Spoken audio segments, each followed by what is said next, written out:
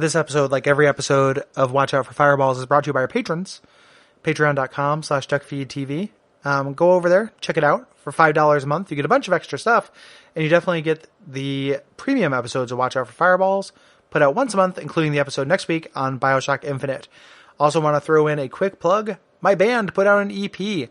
If you go to modridge.bandcamp.com, that's modridge.bandcamp.com, you can check out our EP, No Springs, Honest Weight. It's 4 tracks. It is free to listen to, $4 to download. So please check that out, and big thank you to everyone who does, and big thank you to all our patrons, especially William Rouse, who requested this episode on SuperGiant's Pyre.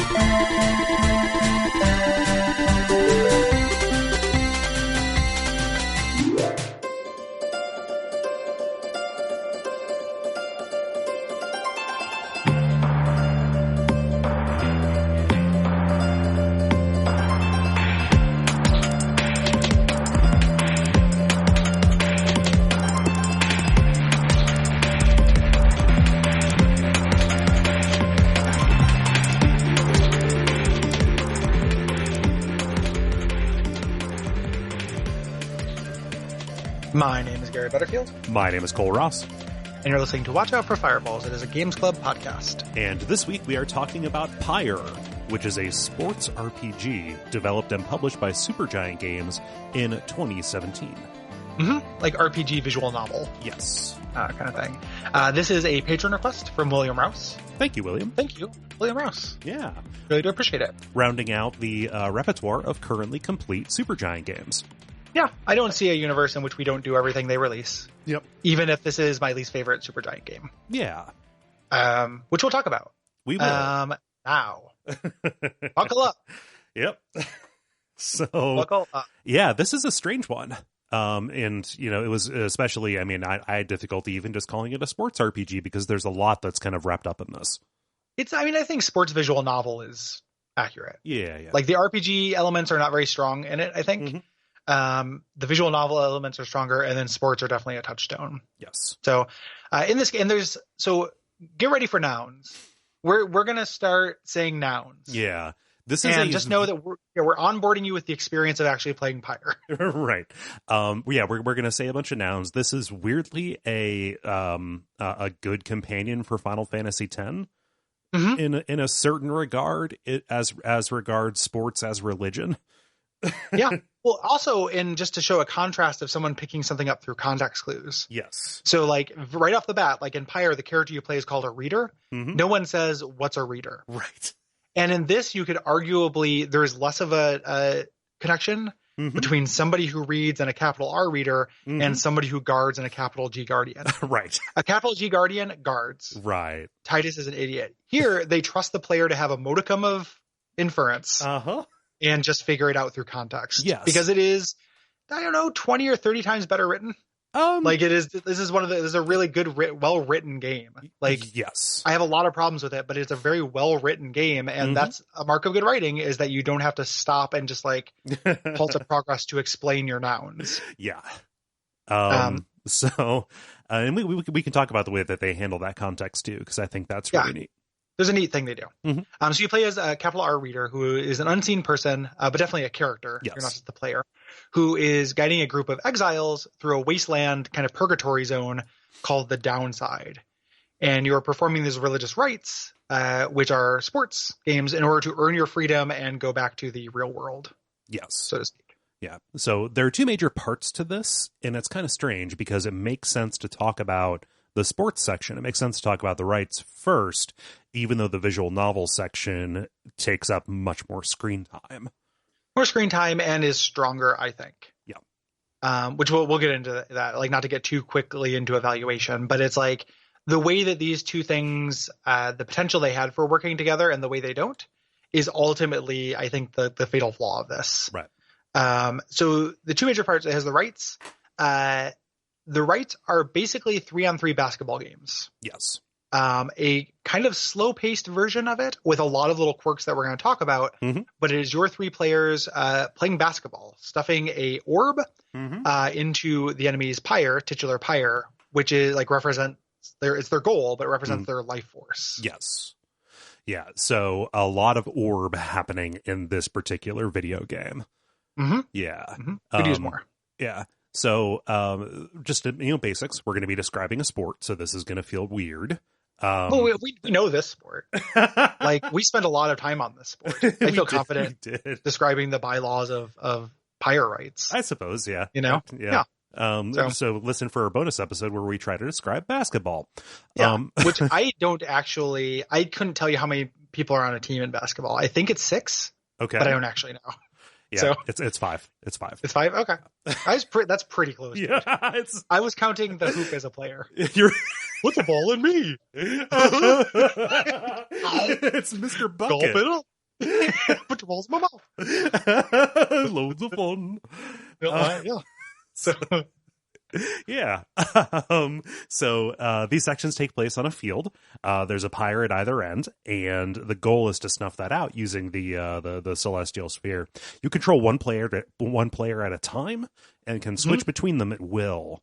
Passing the ball kind of instantly if you have possession. And something that I think I can see the reason why they made this choice, but it definitely doesn't help the pace of play. But the choice they made was that non-active teammates will remain stationary. I think this is a big problem, actually. Yeah. Like, it does harm the pace of play because anytime you pass to a player, you are starting there's no positioning for those players that you don't manually do. Like, it is untenable to hold the ball and then position another player to pass it to them in a certain position. Holding the ball and doing that, you'll not be controlling that player. You can't control a player that doesn't have the ball. Right. So there is no setting up a pass. Right. The way you would do that is to put a character where you want to ultimately pass to a person, get them to where you want them to pass from, and then pass to the first character. Yeah. And passing is a big part of sports. I know enough about sports to know that. Yeah. It was not a factor in any of my strategies or plays. Really. Yeah. It just doesn't. Yeah. I very rarely did it. And something that's worth noting, and I want to just put this as a blanket thing, essentially to deflect this criticism. Like, I did not, I'm going to talk about some systems in this that I didn't engage with. I played this on normal all the way through and did not lose a bout. Right. I do not think I think this game is too easy. Yeah. And I think the ways that it could be hard are not necessarily interesting. Right. Like, wouldn't have increased challenge, but me saying I didn't engage with the system, I just don't, it's not like, oh, well, if you had done this, it's actually a lot easier. Like, no, it was plenty easy. I did not struggle with it. Yeah. So I very, very rarely engage with passing. Which really cuts down on the strategy of sports, because your units, one of the things I like is that your units are so different. Right. But you're just essentially making a choice.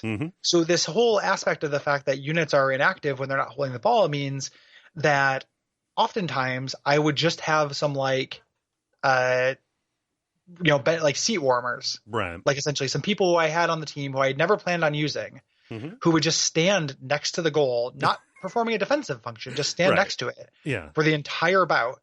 And I would just flip back and forth between the two people I cared about, or sometimes one person I cared about, depending on whether I was dunking it or throwing it in. Right. So like, I think that's a real big problem. And I understand, like, this is a small studio, like doing the AI for defense. Yeah. And stuff, and just rough. how zoomed in it is. Like, it would look very crowded if everything was moving. Like, the action is not super easy to follow in general. Right.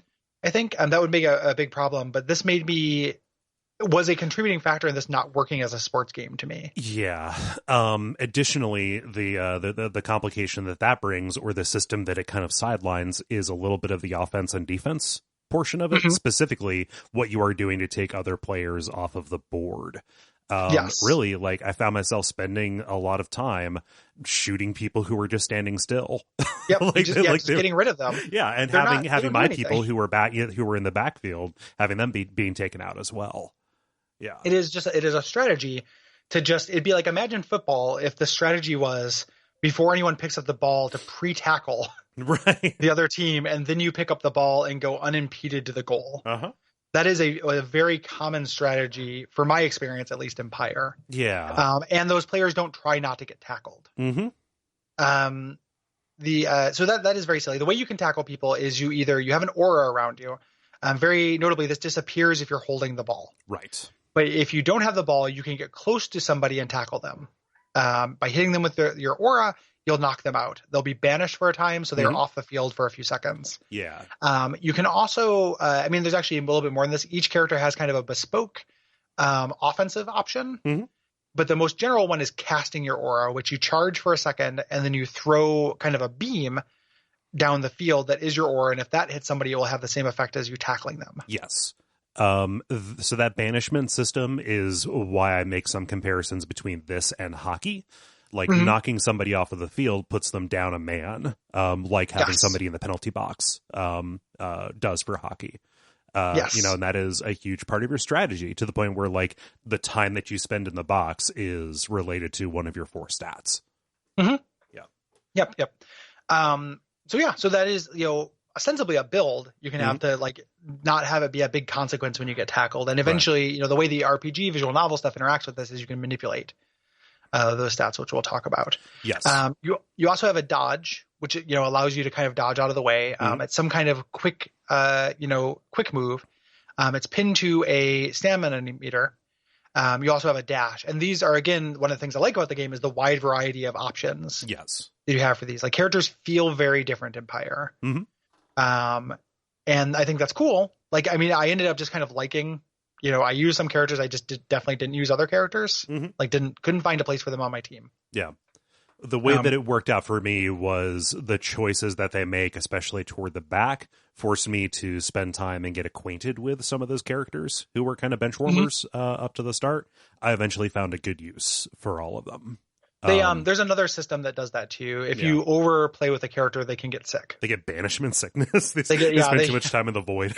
Yep, they spend too much time in the void and they have to take a knee, because they want you not only to, they are very, like, there are a lot of ways this game takes to tie the sports side to the visual novel side and make you intertwine those in your heart. Right. I feel like, and that's one of them. Maybe I will like this character more if they made the game winning goal. Yeah. For me. And that did not land for me. Like, personally, like, I ended up liking some of the characters in this, but it wasn't, those two halves of it never mixed for me. Right. In a meaningful way.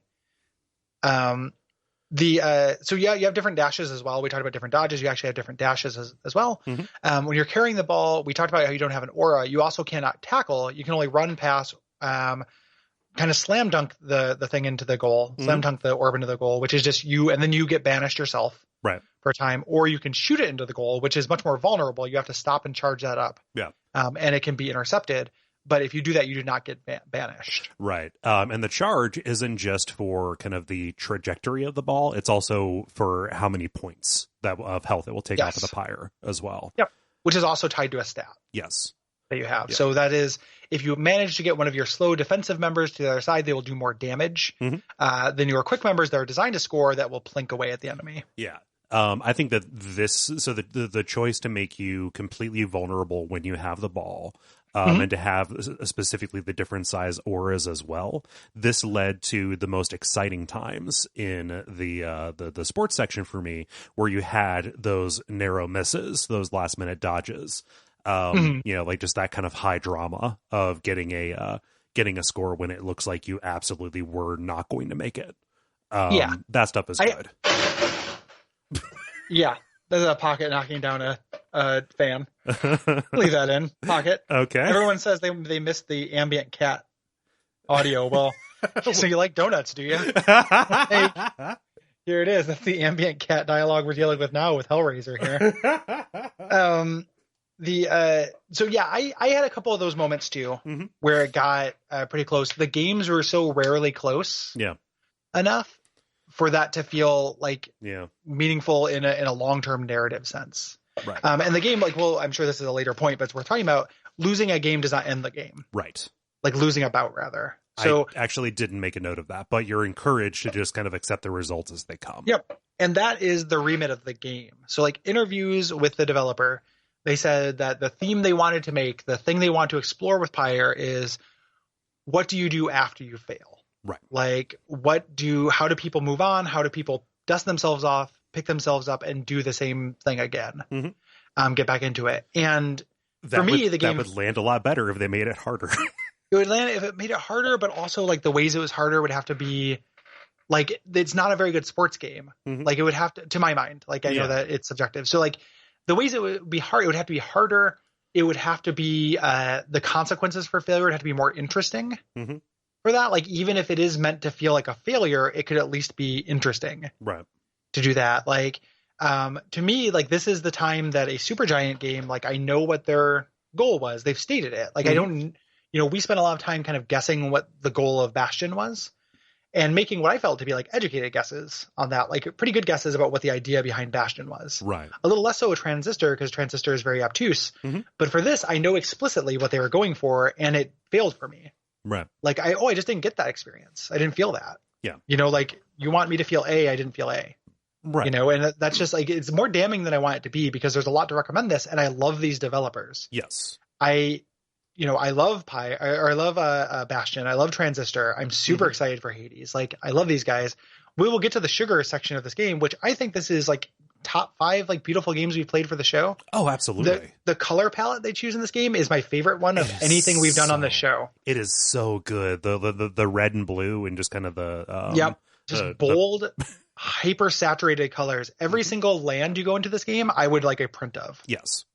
Like there's so much artfulness that goes into this. And for me to come away from it not liking it, which is like jumping ahead, we have more specifics to talk about, but for me come away from not liking it breaks my heart. Right. Like I remember reading somebody on Twitter in 2016 when this game was being announced and was going to come out, and somebody being like, man, Pyre and Prey, like it's crazy that my 2 favorite games next year are going to be anagrams. And I was like, yeah, me too, man. Like, yeah, like that's going to be awesome. Yeah. I can't wait for Prey. That looks cool as hell. I can't wait for Pyre. I love SuperGiant. And I put off playing it because I knew we'd do it for the show at some point. Right. And just like, yeah, I love Prey. And I just did not have a very good time with this game. Yeah. So anywho, let's get back more into specifics. It's just like, yeah, we know what they were trying to do with that element of you continuing when you fail. You can continue when you fail, which is better than a game over. Yes. You can also restart bouts whenever you want to. You're encouraged not to. It warns you and says like, hey, even if you lose, the game will go on.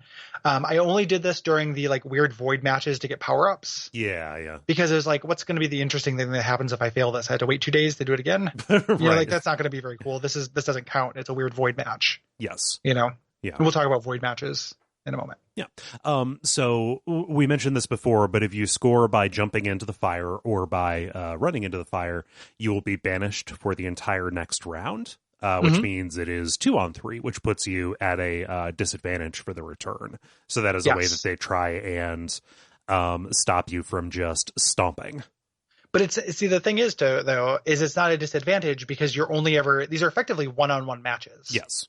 Like, and it just means you don't get to use that character since the other two, since your bench or whatever comes into play so infrequently. Being down a man never bothered me. Right.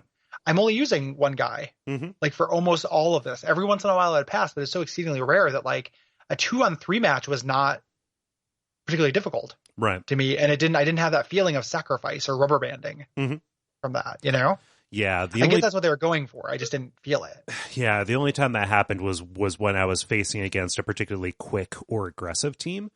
And there are a handful of those that specialize in those kind of aspects of the play where they were banishment heavy anyway, and they would get me down to a single person. And they can you can have everybody in your team banished, and they can get a good open run at the Pyre. But once they score a point, you get all of your guys back no matter what. Right. So it kind of resets. And that ends up kind of being a strategy as well. If you just cannot make a goal, I would sometimes tank a thing. Like I'm ahead by a reasonable lead. I just can't make it with like my third character that I was kind of forced to use. I'm just going to let them get banished just so I can try again next round and get my 2 other characters who are banished, get them back in the field and get 2 points in a row. Yeah. You know? Yeah, so the being down one didn't really affect me because the majority of my play anyway revolved around two people, which is Yep. somebody in the front field and somebody in the back field. Yep, You know? me too. Yeah. Yep. And you just kind of had that middle person who is, I don't know, just kind of standing off to the side. Like they literally, like most matches, they just stood there the whole time. Yeah. It was left field. Yeah. Or right field rather. That's the one people don't get very much action in, if I recall. Right. Yeah. So like I had a lot of right fielders. Mm-hmm. All the players you can use in the main story come from a different race, and the different races kind of give them a class. Right. And these are different, do those different verbs you mentioned before, different kind of aura cast, different kinds of dashes, and different kinds of dodges. Yes. We'll talk about those specifically when we get the character that is a representative from that race. In addition to the initial three people that we work with who are pretty good. It's a pretty good balanced squad. Yeah. They're also, they're not only different races, but they wear these different masks. So in the overlay of the religion that's over this sport, they're representing these different totems. Yes. You know. Yeah. Yeah. Yeah. So your strategy is going to be determined by the composition of your two teams, and by the layout of the field. So, as you go on, you get different kinds of layouts, and hazards and things like that. Like, I think that the variety in play fields does do an awful lot to bring some interest to some of these matches where they don't, they feel very different from each other to me. The best ones for me were the ones that progressively changed. Yes. The ones that were static, even if they did have like, a little wall on both sides, like they're always symmetrical. Yeah. So it's fair. Those didn't do a whole lot for me. But ones where they got worse as you scored, which happens in the end game, were pretty interesting. Some of those got pretty rough. I liked the one where you can push around the different cover obstacles like pucks on the ice. Yeah. Yeah, that was really fun. Yeah. Yeah. So these characters each have 4 stats. One is the amount of damage they do to the pyre, one is the size of their aura, one is their movement speed, and one is their banishment duration. Yeah. These make pretty big differences. Yeah. Yeah. And you can increase these either through a skill tree. Each character has a very basic skill tree with 2 paths down the end. There are kind of specializations that relatively lend themselves to different builds. Right. And kind of it's a good way to suggest what you're supposed to be using that character for. If you have no idea, that kind of comes up with some of the more complex characters later. And then you can also, just through the course of the story, you can get buffs just in kind of visual novel world, or you can buy or find talismans, which provide bonuses. Yes. These can be upgraded. This was a thing, too, that I really wanted to be different. I wish you could equip more than one of these. Yeah. Because I would get their bespoke one through the void matches. And then that would be it. Right. And I would just find talismans over and over and over, and they were just things to sell, but then I had nothing to buy because I wasn't buying talismans. Yeah. Other than upgrade materials. And then later they introduced some permanent upgrades you can buy. Yeah, I ended up like anytime I was given an opportunity to choose between a temporary buff, experience for a different person, or a global buff. Yeah, like a global buff, or like extra money, or a chance to find a new talisman. I just didn't go for money or the talisman. I didn't find it necessary to engage with the economy in this, especially once you start getting characters who are ready to go to those void matches. We should talk about those now because I didn't have a time for them, and that is part of the SuperGiantness of this game. Yeah, which is bespoke challenges. Either for in other games it is for a particular weapon. Here it is different characters are your weapons. Yes, you get a some kind of either cursed orb or book. I can't remember which. I think it's an orb, another orb. It's an orb that has a team that was banished. Yeah, a sassy orb led by a sassy demon. Right. And the sassy demon will challenge you and be like, I can't remember what it's called. The haunted orb wants Ruki, and then Ruki can do a 1-on-3 match. And if you do it, you get a bespoke talisman that is very powerful and that is attuned to their specialties. Right. These are almost always worth doing. And I thought at first, I was like, oh man, 1-on-3 match. Yeah. But because of that way that nobody acts unless they are active, it just means, hey, banish the other people. Right. They're so easy. Like they're super easy. I had to restart one of them, but there's like one other one I had a hard time with and one I didn't do. I didn't do the one for Tree Man. Right. And but there's some of them I had a hard time with. Or I had a hard time with the worm one because I couldn't banish people effectively with that guy. Right. But everyone else, it's just like, take your time, clear the field, tackle everybody before anybody picks up the ball, and then calmly walk into the goal. Yes. And because it's a 1-on-3, going into the Pyre doesn't bring you out at all. So you can always go into the Pyre. Right. So these are worth it, but they weren't desperate, or they didn't feel like the Bastion challenge matches. Yeah. To me. They definitely, so they're different, right? Like you're going up against different folks. Like if you're playing as Jodie in this, then you're going to be put up against fast people because she is incredibly slow, right? Like it feels like the composition of the other team is there, but ultimately it does not feel as disparate as like the different weapon trials in either of the, previous two Supergiant games that we discussed. So that was a bummer to me. Because the key, no matter what, is banish your people. Right. Unless you can't, there's a couple of characters that's very difficult, but it's almost always just banish the other teams. You can walk right into the goal. And that's not a slow process. Like this is not me choosing to I'm going to deplete the Warcraft army by destroying all the forest around them. Right. Like it's not slow to do that. It's pretty quick to just banish them all. You're just controlling one character. Like it wasn't me choosing a boring strategy that was tedious. It was no more tedious than it would be to actually just get tackled sometimes. Right. So those are the void matches. Those will come semi-randomly, it feels like. There may be some logic to when the void calls for different players, but I could not figure it out. Yeah, it didn't seem to be explicitly pinned to like a certain experience level to me. Don't know.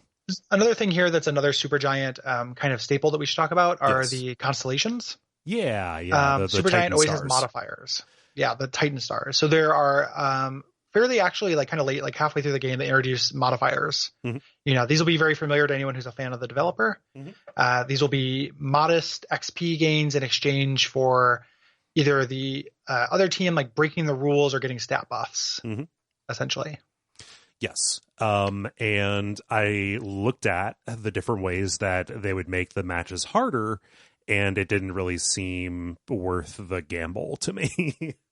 Yeah, they don't make the AI better generally. It's just like a pure numbers thing. Yeah. Like your Pyre starts with less health, their Pyre starts with more. For a big section of the mid game, I did the Pyre ones. Yeah. Like my Pyre starting with less, theirs starting with more, trying to craft some drama that refused to happen. So then I undid them because I was in a rush to finish the game. Right. Not because of deadline. Like I finished this 2 last weeks week ago? or a week. Yeah, 2 weeks ago. But because I wanted to play other stuff. Right. Yeah, so all of this comes together. Like you can see the Supergiant DNA here, right? Like in the previous games, they often boil choices down to one or the other. You will improve this aspect of your weapon or power up, or this aspect, and you're making a bunch of those choices to specialize, either to cater to your style of play or shore up, the weaknesses that are inherent to that. To that particular character.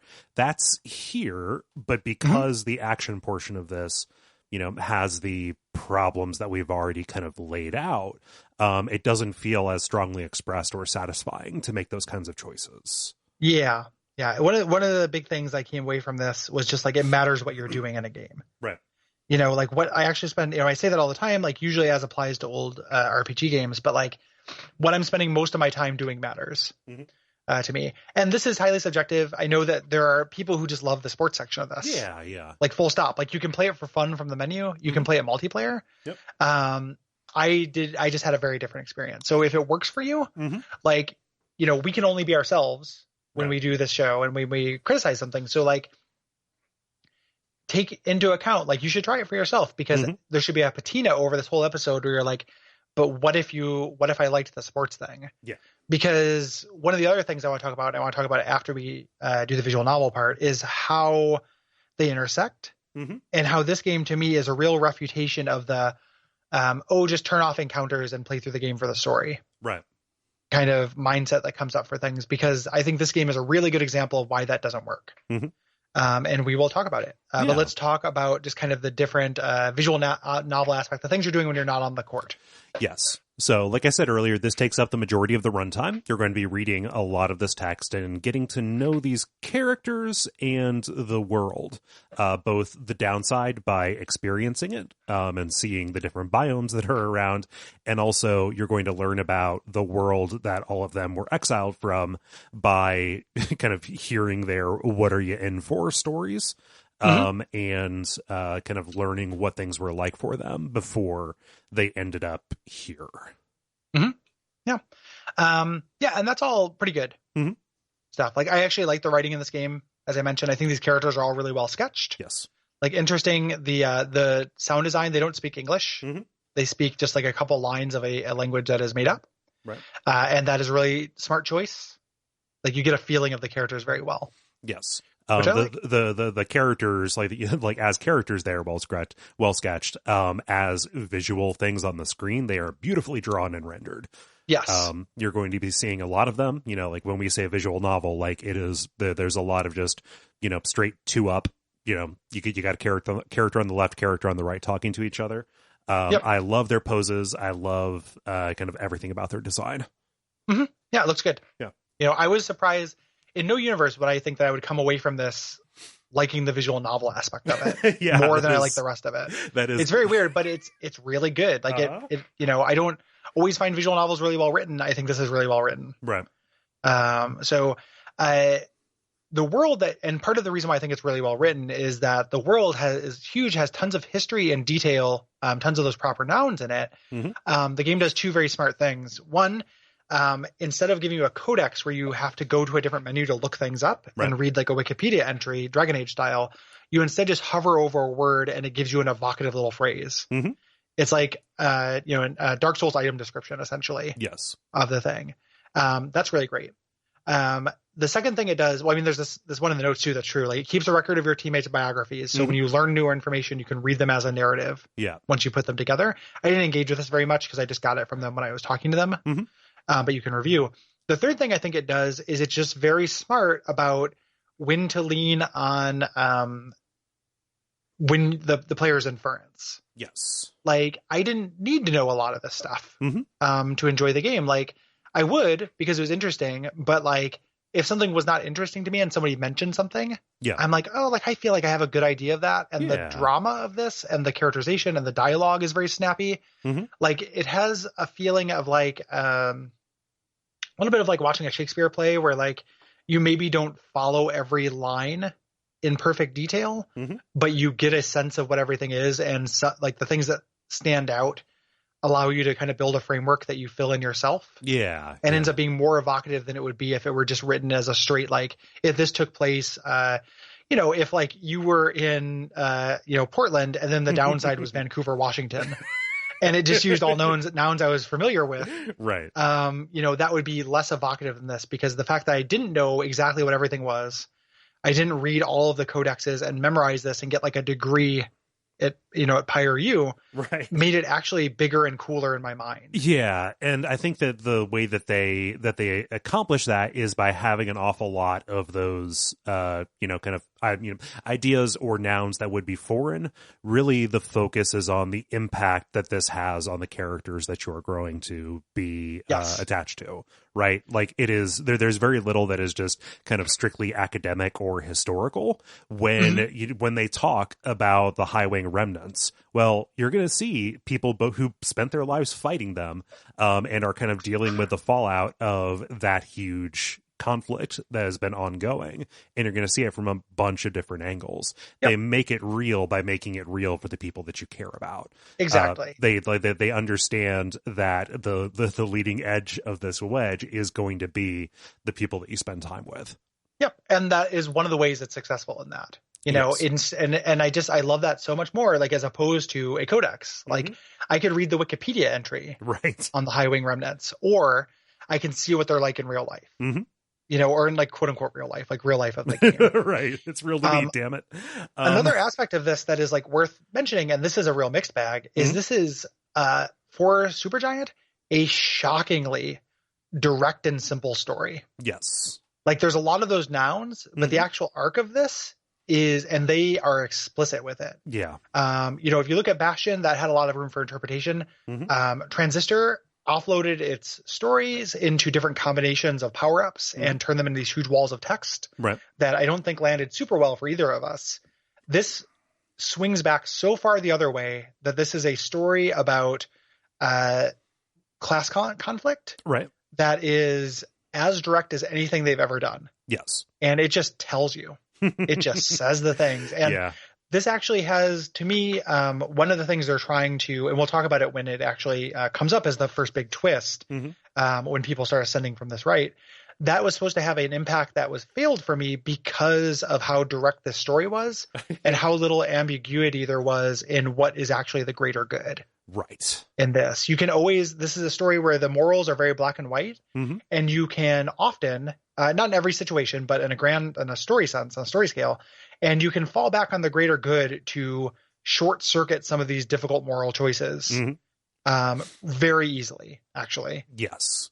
And that threw me off because I walked into this with a Bastion or Transistor posture, expecting there to be this ambiguity or imperfect information, or at least some sense of betrayal, right? Like your betrayal is a huge part of those first two games. There are a couple of people that I thought were going to be bad actors, but no, actually they're generally straight up. Everyone's pretty straight up. Like same thing. That is actually the secret theme for this month is expectations being subverted because Super Mario Bros. 2 does not play like Mario 1.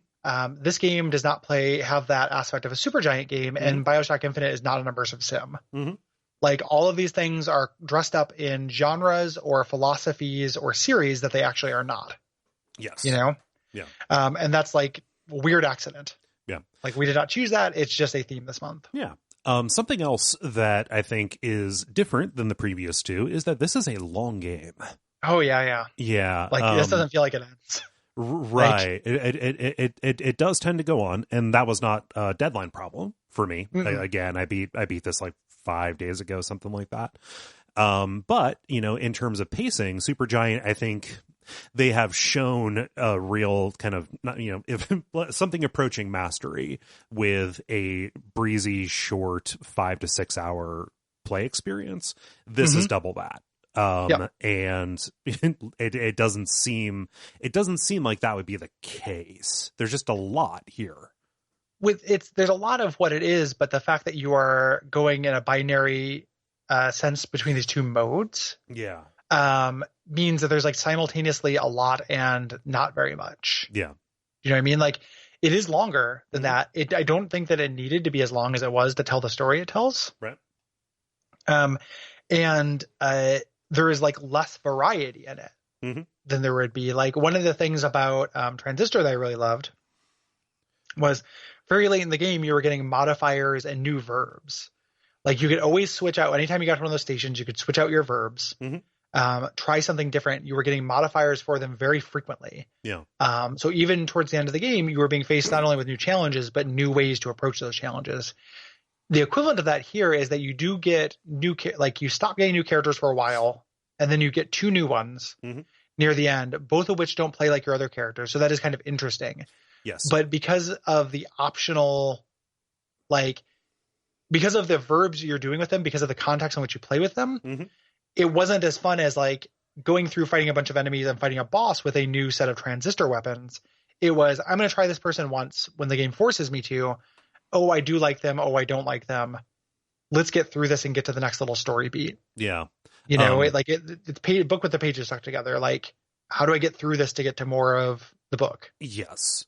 And specifically the 2 extra characters that you get, they're pretty specialized, and like, you have played against them before, not those exact characters, but characters from those races. So you have a pretty good idea of how they work when you're taking the time to go and use them, right? So that does take a little bit of the kind of novelty shine off of that apple.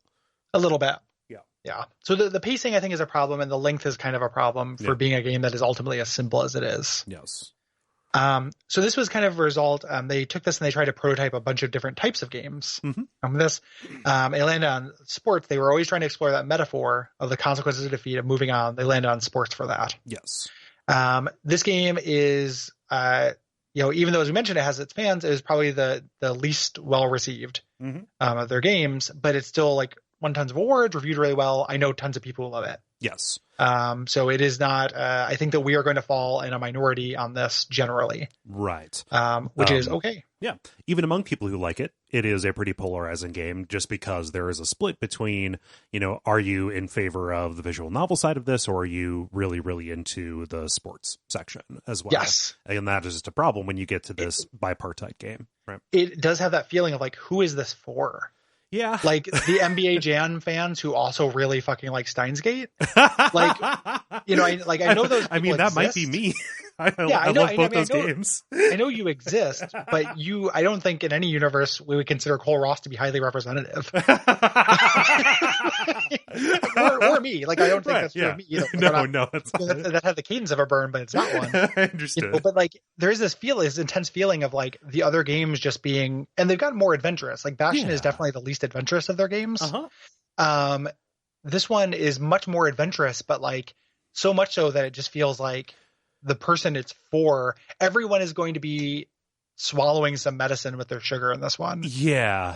Like almost no matter what. Like for me, surprisingly, like I don't usually like visual novels, but the medicine was the sports thing. And I do like arcade sports games. Like I like NBA Jam. Yeah. But those parts ended up being a big fucking heap of medicine I had to swallow with my sugar. Yeah. Yeah. And I'm happy that you brought this up. I was going to save it for kind of the end and the final summation, but like philosophically, I'm happy that they took this swing, right? Like it is good that there is a studio that feels comfortable doing something that defies description like this. That, however, only goes as far as me needing to play it though. So it's kind of there's a conflict there. I would rather them have made this than not made it, but if they're going to do it, there are just kind of obvious kind of deficiencies that are obvious to me that played out that we have talked about so far here. That it does come down as like, wow, this is flawed. Quite honestly, like I agree. Like it is something I'm glad I played. I think it is interesting. I'm glad that they have the freedom to do it. Like follow your muse, guys. It's not SuperGiant's responsibility to make games exclusively for me. Right. Even if I've been a big fan of their other stuff. This does not to me feel like a Chinese room style stumble into eventually becoming a developer I don't like. Right. This does not feel like that to me. Like I am still super excited for Hades. I believe, I have faith in them that will be good. Yes. At the same time, I'm Captain, like I live in my experience. The time I spent with this was not very fun, and I can forgive that, but it's like still happened. Yes. That's not a permanent mark. It is my job, but it is something that happened, and I can't argue with the fact that I just didn't have very much fun with this, even during the parts I liked. Yeah. And part of that is, this segues into like, I wanted to talk about the people who, with this kind of thing where it's like, just get through the bouts as soon as possible to get to the visual novel, or get through the visual novel as soon as possible to get to the bouts, or play Final Fantasy VII with the random encounters turned off. Why? To get to the story. Like those things, right? Yeah, yeah. So that attitude, it is possible for you to do that. And if you enjoy it, that is fine, and no one can take that away from you, and I wouldn't if I could. The fact also is, though, that games, even when they're not very successful at it, make attempts to be more holistic than that. So for this game, a lot of the visual novel part is driven by the sports part and being invested in it. Yeah, like so, like your character's existence in the world, their one hope for anything better is integrated to the sport. So there's absolutely that. There's the narrative dissonance of you having to play with characters that buy into this thing that you are not buying into. There is a huge mechanical part where you are making choices in the visual novel section that have impacts on this that you need to care about. Like if I get to a thing where it's like this character wants to do something, and if I let them do it, it will negatively affect another character. Right. And the choice the game is trying to make me make is, do I care about this character enough to give them what they want at the penalty of a sports section? Right. Like if Tizo does a thing, then Ruki will get a -10 hope for the next bout. That's not an exact example, but it's the kind of thing you do. Yeah. If the bouts are a tedious chore that I can get through instantly, that choice in the visual novel section that is so tied to character no longer has meaning. Right. If the choice becomes, this character really wants to go search for this trinket, here, and this other character wants to do this thing that is purely, or that gives me +5 in the bout. When I don't care about the results of either, that choice no longer has value.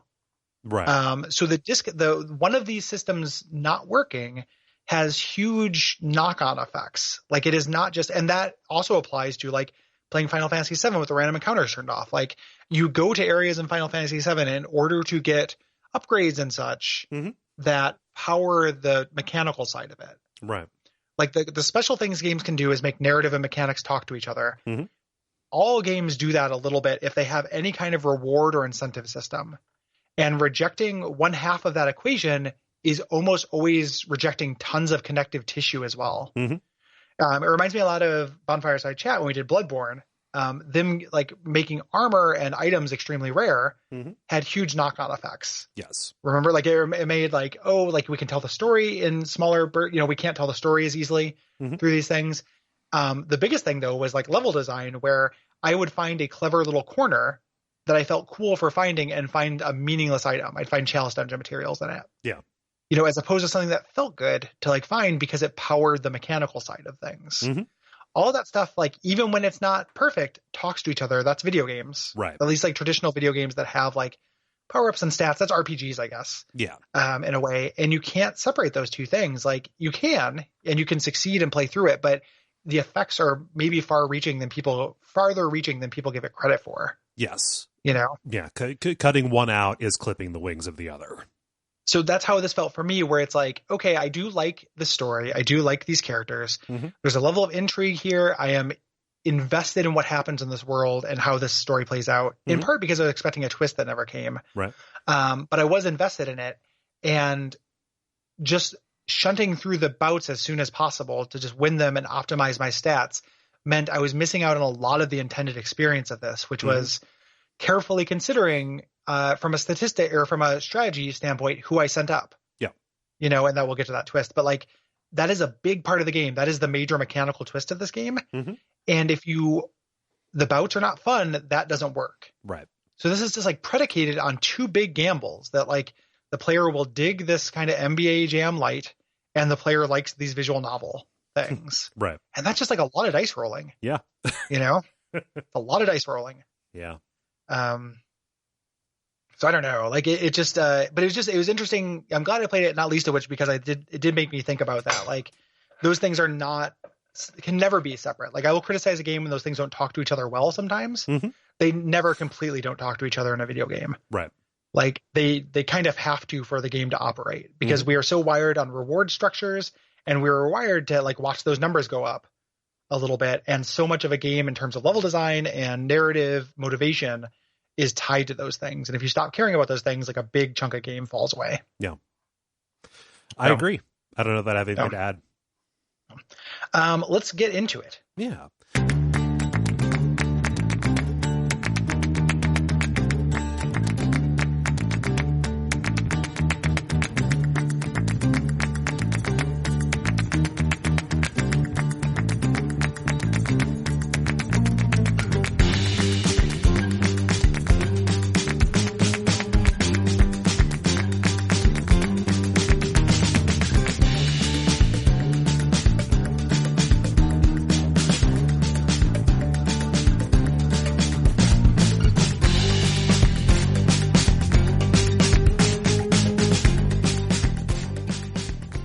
So we're going to begin with the prologue, which has us waking up in a desert in the downside. We never see our character until the very end, and even then it is only from the back as a robed figure. It's entirely a viewpoint character. There's other ways you can see the character at the end, too. Oh, yeah? If you send the character up, you get to see them floating up in the little dealie. Oh, neat. Yeah. But you are rescued by these three masked figures. The first one who kind of reaches out to you, his name is Hedwyn, and he decides to take you in. Yep. Take you in, and with the angry inch. Yeah. And decides to nurse you back to health. You have been hurt. Yes. So there too with him are Jodariel, who is this giant demon woman. It's like very stern, large woman with horns, and Rookie Greentail, who is a dog person. Yes. This little hyena man who is a little tiny huckster. Right. He has a mustache. He has like a Wario mustache. You can get him to shave it. Yeah, one of your early interactions is like, just tell me honestly, is this working? Yep. And it was, but I said no because I wanted to see if you would shave. Yeah. You did. He just wanted to test his limits. Yeah. Yep. See how suggestible is. He trusted you. Yeah, he's okay. Yeah. So the first thing they do is they ask if you're a reader, and it's a capital R reader. Yes. But it's also whether you read or not. You get to admit it. And one of the things I like in this game is when they give you options, you hover over those as well, and you get some more context. Yeah. For that. This teaches you that reading is forbidden, like literacy is forbidden in the real world. And I just said yes. I don't know if something happens if you say no. I assume not, because the game is predicated on this. Yeah. They say, okay, well, will you read one of these books that we have? Mm-hmm. Then they have just these stacks of identical books. Yep. That all have kind of a little gem on the front of them here. I love the touch of making the character's role, the viewpoint character's role in a visual novel, the reader, because that is literally what you as the player are doing. Even though reading this book is a huge fucking bummer. Like, did you get into the stuff with like reading the story of the saints or whatever? I like every time you got a new page, like in the different lands, I read one of those and it made a little bit of sense. But then it was like, here are a bunch more chapters about the individual titans. And I was like, nah, I'm okay. I was super noped out of it. Yeah. I thought it was really boring. I read the first few of them and I was like, oh, like this is why they want a reader, because this is the most boring prose I've ever said. Like for a game that I think is actually well written, it's all of the things in the real world, like their actual holy text reads like a really boring, simplified holy text. Yeah. Like is not particularly interesting. I skimmed the whole thing, but then they start also getting into like codexes on the other teams. Right. And stuff. And part of the thing this game goes for, and this is a generality, but it's worth saying here, is that they also want you to get as invested in the other teams as you are in your own. And that never really happened for me. Like some of them I have some affection for, but I was supposed to, I think one of the things they want you to do sometimes in this game is throw games. And I never threw a game. No. Did you ever throw a game? Not till the end. Okay. Yeah. I came to play. I did not throw games. Right. And because that also is not me playing against the spirit of the game. I want my buddies to go up. Yeah. Yeah. Yep. So they have you read this book. It is addressed to the exiles that are in Downside, and it says this is a way to escape. This is a path that is outlined by the stars, and if you do these rites, you can possibly escape. Right. And after you do this, you pass out, and a strange figure addresses you in your vision. Saying your role as a reader here is to guide these three people and anybody else to victory and escape. And this is when you get your tutorial on the rights.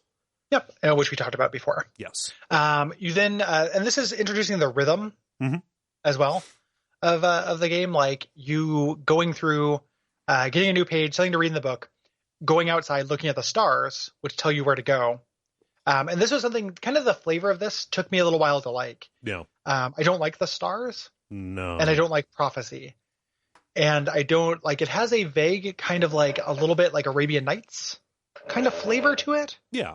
At least in terms of like the music and the kind of color scheme and Hedwig's dress and everything, just a little bit of that. And I was like, this feels like an Arabian Nights thing, but through prophecy and guiding the stars. And I don't like that. Yeah. It's ended up eventually getting better. Like as they introduce some of the more wild, like weird races and stuff, it gets a little bit more of its own identity. Yes. But it's very worried at first here. It starts out with those marks against it. Yeah. Yep. So you use the star chart and there's only one location available, the Ridge of Goal, which is the fossil of this gigantic serpent that is down in the Downside Prairie, and you head to the Ridge of Goal. Yeah. And this brings on the kind of Oregon Trail side of this, where you're proceeding along in this wagon, this black wagon that they have, and trying to choose. Yes, it's the black wagon. Yes, and you have to choose like which way you want to proceed. So you're often going to have a few different options, and usually those options are informed by the different people with you. There's usually some kind of disagreement. So like Ruki wants to go through Hollowroot because he knows someone there who owes him a favor, whereas Dodariel wants to go through Blooming Pool because she thinks we can get rare flora there. And at this point, I have no reason to want rare flora. Right. I don't remember all of these I did for sure. No, I think it is better to talk about these in general. Like, yeah. So they are informed by people. They tend to be a choice of like resource, cash, or stat buff, or downtime, which we'll talk about downtime right in a little bit. My pro tip or my strategy was do anything that allows you downtime, because downtime is really valuable. Yes. It is more valuable than any of those other things. Later in the game, it also gets less coy about this. Early on, it's like this character advocates for this obscure thing, this other character advocates for this obscure thing. Near the end of the game, it just starts saying, go here, Jodariel will get a bonus to hope. And it just starts just saying exactly what will happen statistically.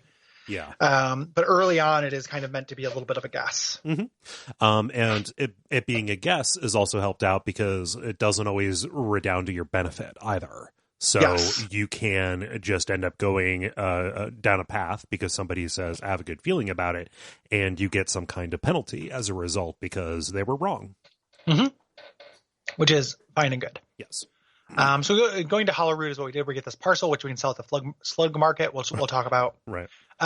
You stop at the foot of the ridge. You get a new chapter in the book, which gives you a little bit of information about Solium Mur, the first exile. Yes. The scribes found him. He is broken and diminished. The scribes are kind of gods in this. Yeah, they're like them, demigods. They're like almost like saint figure kind of things. Yes. They correspond to the races. Yes. Yeah. Specifically like in the downside. Downside, Solium Mur, he was an emperor who came from the Commonwealth, which is the name of the kingdom that everybody was kicked out of. Yes. Yeah. It's The Blind Side. Starring Julia Roberts and Sandra Bullock. Or Sandra Bullock. Yes. I don't think Julia wouldn't it be Roberts cool is if in movies that. started advertising with or? Like, or Julia Roberts, press or 1. Julia Roberts. Yeah. Like, deepfakes. Deepfake cinemas. Oh, no. But yeah, so you get in and you have your first right against your first other team, the Accusers. And it's pretty clear that we're a bunch of imposters. Our team is called the Nightwings. But Lendl, none of us have met this guy before. We're a second edition D&D thief. Yes. Is why we're called that. Yep. Yeah. No, but Lendl, the leader of the Accusers, you got some balls showing your face around here. Yeah. No, none of us know him. We're new. Right. Actually. Because these three people who know how to do the rites, who are on our team, we're not doing the rites. You need a reader to do the rites, because otherwise you don't know where to go. Right. So you do a rite, which we talk about. There's a little bit of tutorial here. After you score a couple times, there's usually a complication, or the enemy will kind of just like get a little dialogue thing to redouble their efforts. Yeah. This one, they form up and kind of form a defensive line, so you can't tackle your way into the pyre, and this teaches you to fling the orb. Yes. We should talk about the different ways that our initial 3 players play, because I ended up using them a lot. I had the most attachment. Specifically to Jodariel, but Hedwyn and Ruki are pretty important too. Yeah, I did. That's interesting because I did not find Jodariel interesting to play as. I liked her as a character a lot. Yeah, but I did not. So Jodariel is the defensive character. She is a gigantic demon. She has a big aura around her. When she throws it, it is a big wide swath. To balance this, she, instead of sprinting, she does these little hops. Yes. And they take up tons of stamina. Right. So she does like a short range tackle. Yes. And otherwise she's incredibly slow as well. Yeah. Respect for defense. Yeah. Essentially. Her jump is really good, because she is so big. When she lands, she will actually knock other players back, which is a good way to clear some space. I think we neglected to mention jumping early on, but that's another thing you can do. Yeah. Yes. Yeah. That is different for everything. So so she has an ability to kind of like distance, ground pound. Hedwyn's pretty boring. He is very much the Mario. Yes, he is a nomad. Is the race that he is from? He's incredibly just balanced. Like you're just going to consider him to be like the standard. So like his aura is just a regular beam that charges up. Meanwhile, the aura that stays around him is relatively medium. So is his speed. He's got a jump that he can do as well. And both of those end up having like a perfect timing element to them as well. As you are charging up your Aura Blast or charging up your jump, you can release at a certain time to get a better effect off of the back of it. Headwind ends up being kind of interesting when you start getting experience and specializing him, because one of his paths is just a global benefit for the entire team, just for having him there. So like you can just load him up with these benefits, and it is like a passive bonus to the team. Mm-hmm. The other one of his paths is very reliant on those charged perfect timing things. And that's another system I barely engaged in. Yeah. And again, like before anybody says, oh, you found this hard, but you didn't engage with the system. Didn't find it hard. Yep. Didn't have to engage with the system. Like right. I usually just tap jump. I just did it to clear space or to move. I did not do it for any other special effects. 99% of the game. So, and then Rookie is kind of your first scorer character, is the idea, because he's extremely quick. Right. He runs on all fours. Runs on all fours. He is a dog. He is your first like agility character. Yes. That you have. Not a whole lot more to him than that as far as special effects. No. He's just small. Yeah. The thing about him is he is very small. The thing about him, one thing you got to know. But yeah, as an opening team, they're very well balanced, and they end up being a good kind of framework for experimentation later. Yeah. And personality wise, like Headwind is very likable, but just very kind of straightforward and very for the team. Rookie is a little bit of a rascal, and Jodariel is Sundare. Yes. And that's their personalities. They are very stock standard. Right. You level up at the end of this. Generally, it's designed so the way level ups work in this, the pace of it is actually very strange. It's very easy to get the first level up. Level ups after that will happen after multiple bouts, generally. Right. And you're locked into a path, but for some characters, getting to the end of that path was not the best way to do it. Some characters having the first thing on both paths was actually better. Right. For me. You're able to, whoever you end up scoring the most, pretty much. You get points for, everyone gets a little bit of experience. For being people get experience for being there. People get experience for the most points that they get. I think there's more than that. There are other things that pop up, but they all have these kind of like nouns attached to them. So yeah. We talked to, the thing that determines how long you spend in the penalty purgatory, in the void, or banished, is called hope. These things you're getting scored by at the end of your match are also called things like that. Yes. It's like ascendance, adequatulence, all these things. And it gets a little noun soup. So I never really understood exactly what the correspondence was between what my characters were doing and how much XP they got. Yes. Really, it was just if I was playing as them a lot, they would get more experience. Was the way that it went. The bench experience system is really weird. Like what you're doing is getting some. I don't even know how to describe it. It's like inactive experience, so it'll fill up their bar, but it won't actually count. It just means that they will level up faster when you do decide to use them. Yeah. I found this to be a bummer. Yeah. I did not like that system. Yeah, I think that people should have just straight up leveled up. Yeah. I know they have a lot of different systems that try to get you to use characters that you don't like using. Yeah. In this. But what that meant was I would rotate in someone I didn't like, and they would just literally stand next to the Pyre and never do anything. Right. For the whole. It was very similar to me, it felt like having my worst Pokemon at the front of the party and then immediately changing them out. Yeah. Is what that system made me feel like. You get to the end, you can kind of in between things, you'll get a little picture of your wagon and there'll be a little ... word bubble. And that means somebody in there has something for you to say. Yes. Sometimes these have choices. This is how you unlock characters' backstories, which is related to their ability to ascend. Right. You need to do a certain amount of this before they are ready to graduate back to the real world, essentially. Yeah.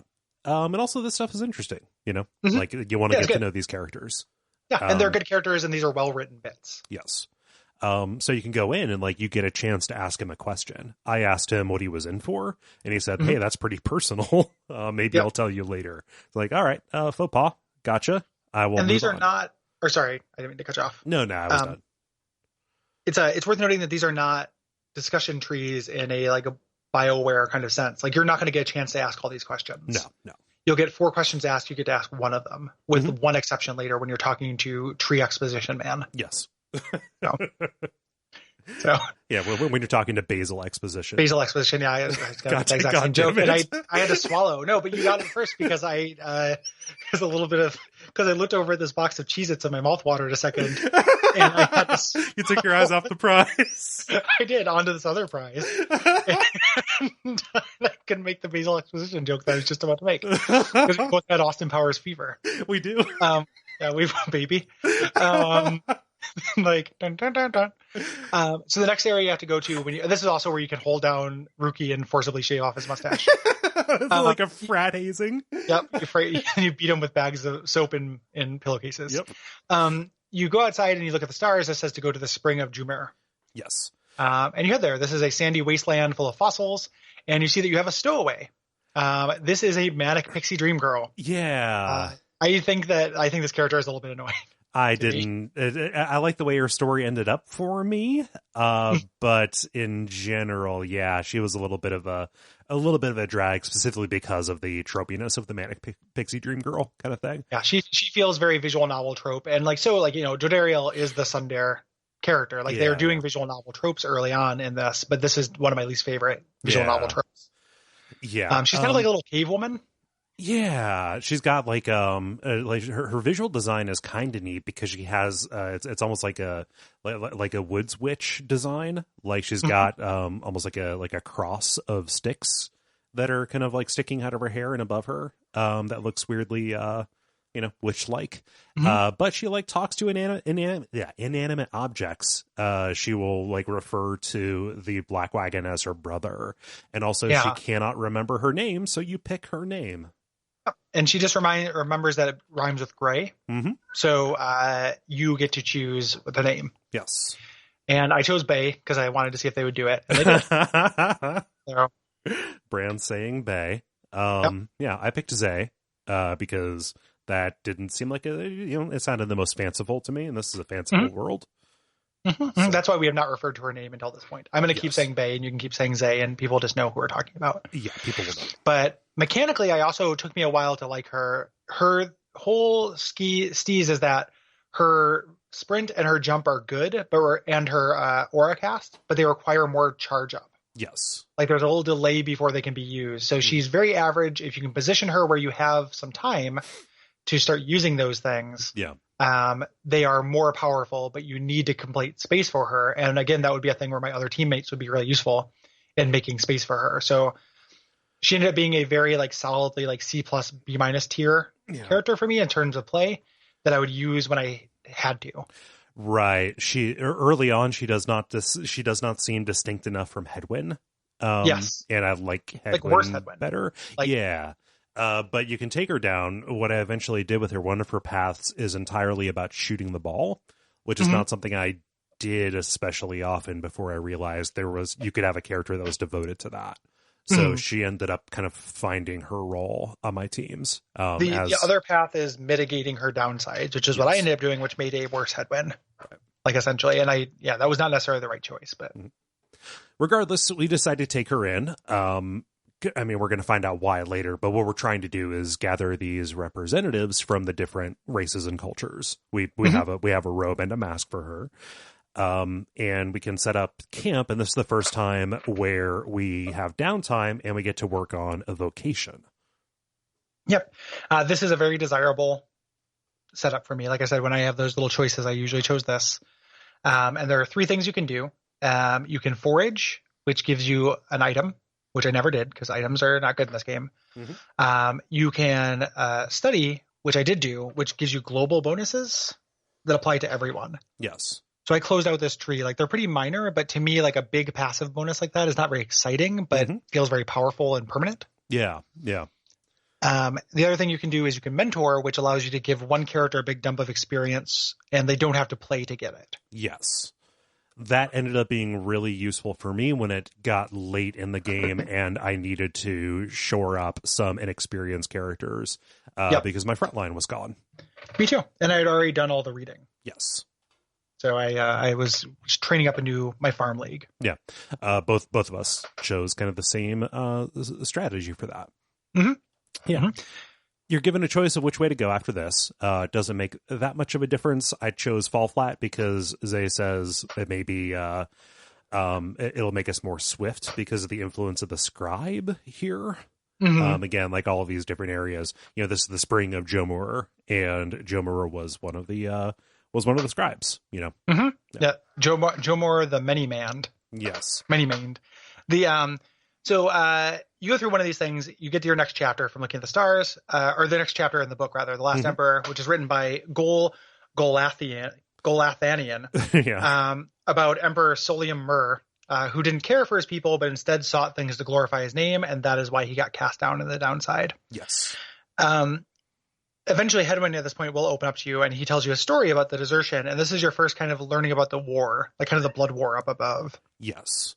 So the Commonwealth was kind of in constant conflict with this force called High Wing Remnants, which are this kind of army of harpies, like winged people. Hedwyn was, set up as a lookout, and he was off actually fraternizing with one of the harps, and he did not see this force coming in, and it resulted in them losing an outpost. And so he was branded as Hedwyn the Deserter, and he was thrown to the downside. We can go here. This is introducing the economy. We find the slug market. I want to kill this character. I know he's meant to be annoying. Yeah. But I want to crack him over my knee. And I know that won't do anything because he is a slug. Yeah.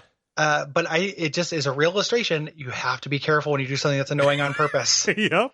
You have to be careful with that, guys. That is playing with fucking fire. It is. And also, if you are introducing an option to make it so, like, say, like, hey, do you want this guy to be talkative or do you want him to shut up? Like, maybe understand why people might want to shut him up.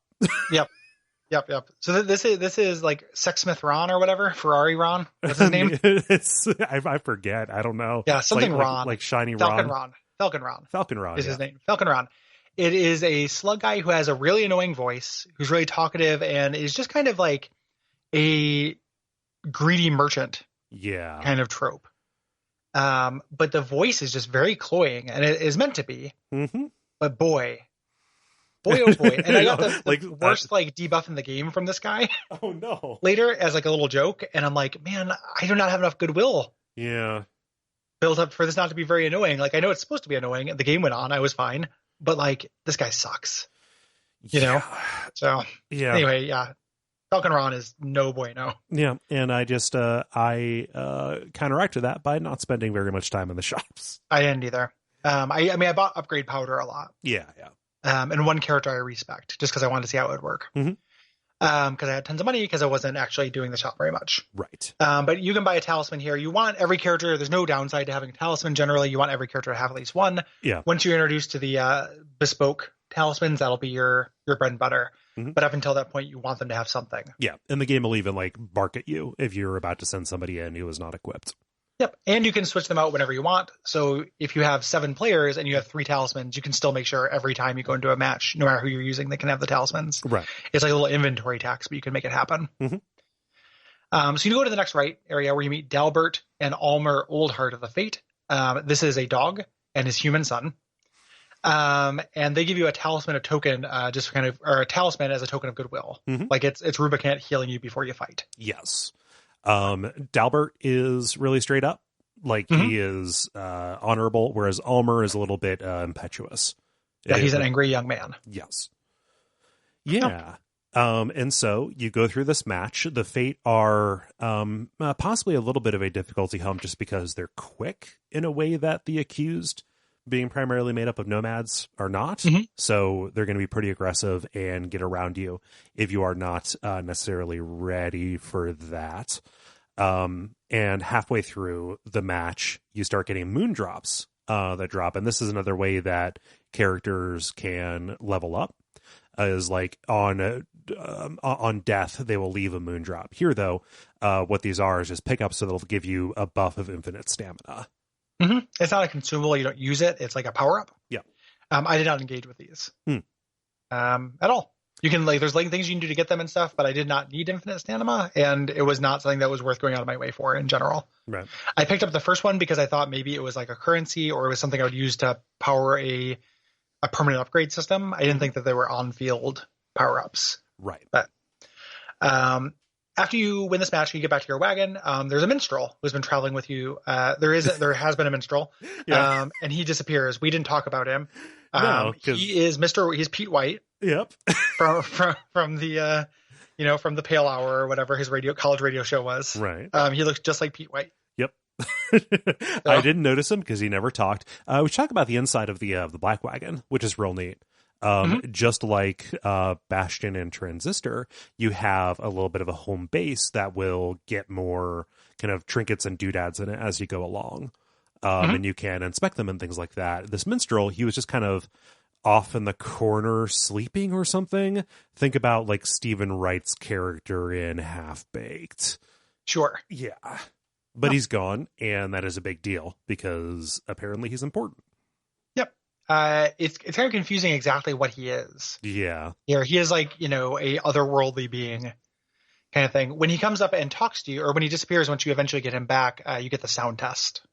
Yes. For the game. That's what he brings with him. Yeah. You go to the Cairn of Haub as you head back east as right, and Beze is alarmed because somebody is coming for you. It is the Howlers. And this is one of two of these fucking weird little, what are these?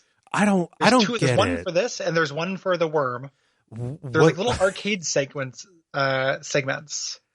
Yeah, it's super weird. What they feel like is, the team looking at the sports mechanics that they laid out and saying this feels like it could be the basis of some kind of action game, and we could probably stretch it to where your different abilities will could be used. Let's just take these mechanics and portably put them into something else, see how it shakes out. Ideally, they would have seen, it doesn't shake out super well, and then make this into another story segment. And they did not do that. Instead, they kind of have you playing these things that are really out of place. Well, and just it's so crazy that there's two of them. Yeah, like they're not placed like at even intervals. I thought once this was introduced, I was like, oh, this is adding to the rhythm. It is visual novel, sport, arcade. Yes. And I'm going to go through those three modes of play, but it's not that. And I don't think it would necessarily be additive if it was. I was just very surprised by like where this fits in. Yeah. So this is you using Zebe to do kind of a wave-based tower defense almost, like fighting off these little imps. Yeah, that are rushing for your wagon, I think. Yeah. Yeah. And you have the same ability to kind of cast, like kind of banish them. Right. After you do so, this drive imp. So this they just refer, like I was like, what the fuck's a drive imp? So your wagon is powered by these things. Yes. One of them approaches, and when you kind of click on his words, you can understand him. Yeah, it's kind of neat. Like it doesn't do a direct translation, but it kind of describes what he is expressing or what he wants. Yeah. You click on him. He's had some history with this wagon. When we find the minstrel knows him as well. He says his imp is named Tizo. And the reason why the minstrel left is because he's like, hey, I'm talking to my client, this guy named Sandalwood. We learned the minstrel's name. His name is Tariq, and he is now in our group as well. Yes. In addition to Tizo. Yeah. Yeah. So Tizo is here. Tizo can participate in the rates, which is very strange. And this is kind of the first very specialized character, I think, that you get. Like he is even more niche than Jodariel, I think. Oh, yeah. The other thing that is kind of interesting that I want to talk about before we go into this next match is the voice that announces, the announcer voice, because that ends up working into the plot in an interesting way. There is a announcer voice of this that has a definite perspective. It is not a neutral announcer voice. It has a lot of disdain for you. Yes. And for the whole game, this is a twist that worked for me. For the whole game, I thought it was just cute. Right. And then when there starts being some intrigue with this and they reveal the origins, I actually really liked it. And the reason this made me think about it is whenever he says Tizo, he goes, Tizo. Like he's got this like snide and he's just very like, gross, Tizo. Oh, you're sending the mascot in? Yeah, exactly. The Philly fanatic. Yeah, Gritty can't play all the positions. You know, but I actually, you say that, but yeah, I know. Yeah, there's no rule that says a Gritty can't play. I actually ended up really liking Tizo. Tizo's great. And I like this next opponent because this is another thing that made me laugh in this game. Is the Dissidents, which are a dog race, another dog race. These curs, they're different kinds of dogs. But when they show up, they have a very funny musical theme. It's so like the bad guys from across the lake, like they from the evil camp. Yeah, this made me laugh out loud like multiple times. So that, you know, good on you, Pyre. Yeah. I love the beef that's going on between Barker and Rookie. Yeah. The good dogs and the bad dogs. Yep. Good boys and bad boys. Oh, weird. I've never heard bad boy. Yeah, weird. That just doesn't sound right to me. Yeah. So this is kind of the first introduction to some matches that people just won't get into. Rookie is, you know, like, he doesn't want to go out there and play against them. Because just there's this beef between him and Barker. So Tariq, the minstrel, says, "Hey, give Tizo a try." Let's talk about the role that he plays, because he is. It's interesting. Yeah, so he's almost like he's really fast. He can be a scorer, but I used him really as like an opening salvo to clear things out. He's done with a bomb. Yeah, exactly. Yeah. I did the opposite. But he's very good in both. Like, so instead of casting, he creates this wide aura and explodes. And then that banishes himself, but hurts anybody caught in the explosion, like banishes anyone caught in the explosion. Right. Very good. He's pretty quick. The reason why the way his utility as a scorer is that he can fly. And I used him for that to circumvent obstacles that my opponents could not circumvent to make a more direct route. So I ended up using him as a scorer mostly. And he's pretty quick. He's not Rookie quick, but he's pretty quick. Yeah. In the air, not on the ground. Right. And flight is a pretty big deal. You know, we talked about that. We're gonna get a character who like their entire thing is flying, but Tizo is a good you know, stand-in for that. Yes. And it's super great because, you know, they have Rookies sit out. They force you to use Tizo to kind of understand that there are different ways that offense can work. If they had made Jodariel sit out, this wouldn't work. Like, it's a smart design decision to do it this way. Yeah. I wish there was more of that in terms of it making you diversify your players. Yeah. You know, because that is much more interesting, I think. So the whole thing with the distance is they're very fast, but they have small auras, so they're not very good at off or defense, or like tackling you. They're very good at scoring, not good at tackling you. And the arena has blocks you can actually move around. Yeah, I like that. I like being able to set up barriers. Yeah. It's pretty great. Do we just not want to talk about the pages, and we can talk in broad strokes? Yeah, I'm bored with it already. Even just doing the read. I skipped it on the notes very intentionally because I think they're boring to read the first time, and I just don't. Yeah, think they're not going to make sense in us explaining this game because it's one line of a long story every 10 minutes. You know, it's describing the origin of the exile and kind of the fall of the empire that led to the Commonwealth being founded. Just the idea that this emperor was led astray by his greed and ended up on the downside, and kind of assembled this crew of the scribes in order to walk this path that eventually led to the rights being established as a way back up. Yep, and that's given to you in very, very short paragraphs, just every once in a while, really, between bouts. So it does kind of contribute to that rhythm. Like, go back to your wagon, talk to your buddy, read a page of a book, go out, look at the stars, make a choice, go to a shop, do a right. Like, there is a variety of play here. It's just not very much of it was that fun. Right. Like, talking to out of all those things I just listed, talking to my friends and making the choices on the map were the two things I took the most joy out in. Yes. You know? So partway through, these guys also, the dissidents buff up as well. Partway through, they get really angry, and they get, their auras get bigger and they get faster and more aggressive. Right. And their casting speed increases. Like, they just end up being like, this was, you know, the game never gets very, very hard. But this was like this is my first big adjustment to my strategy, dealing with their increased capability to take me out. I had already had a pretty insurmountable lead at this point. Yeah. You know, so it's like, I recognize, like, I'm not no sailing that point. Like, I recognize that they are doing things to make it more hard. It never got the challenge that it needed to have for me. Yeah. Like, it's still a choice that they made. It can still be a clever design thing, but the system itself does not support it for me. Right. So, and this is not a weird brag. Like, I'm bad at tons of video games. I don't think there's any, like, it's not cool that I'm good at the sports game in Pyre that I didn't like. I don't feel good about that. I just, just the case. So next area is called the Flagging Hands. And this is this gross, like, wetland swamp area. Yeah, and everybody hates the idea of going here. Everybody hates being here. And that manifests as, like, stat debuffs that you get kind of at every turn. Which I didn't feel very much. Right.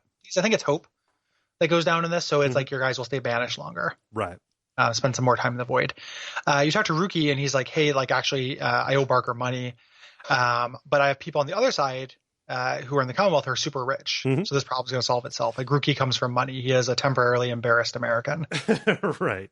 And I mean, that's kind of not necessarily true. Like that is his whole thing, is that he talks up the fact that he comes from good stock, but in reality they had fallen on hard times a long time ago. Yeah.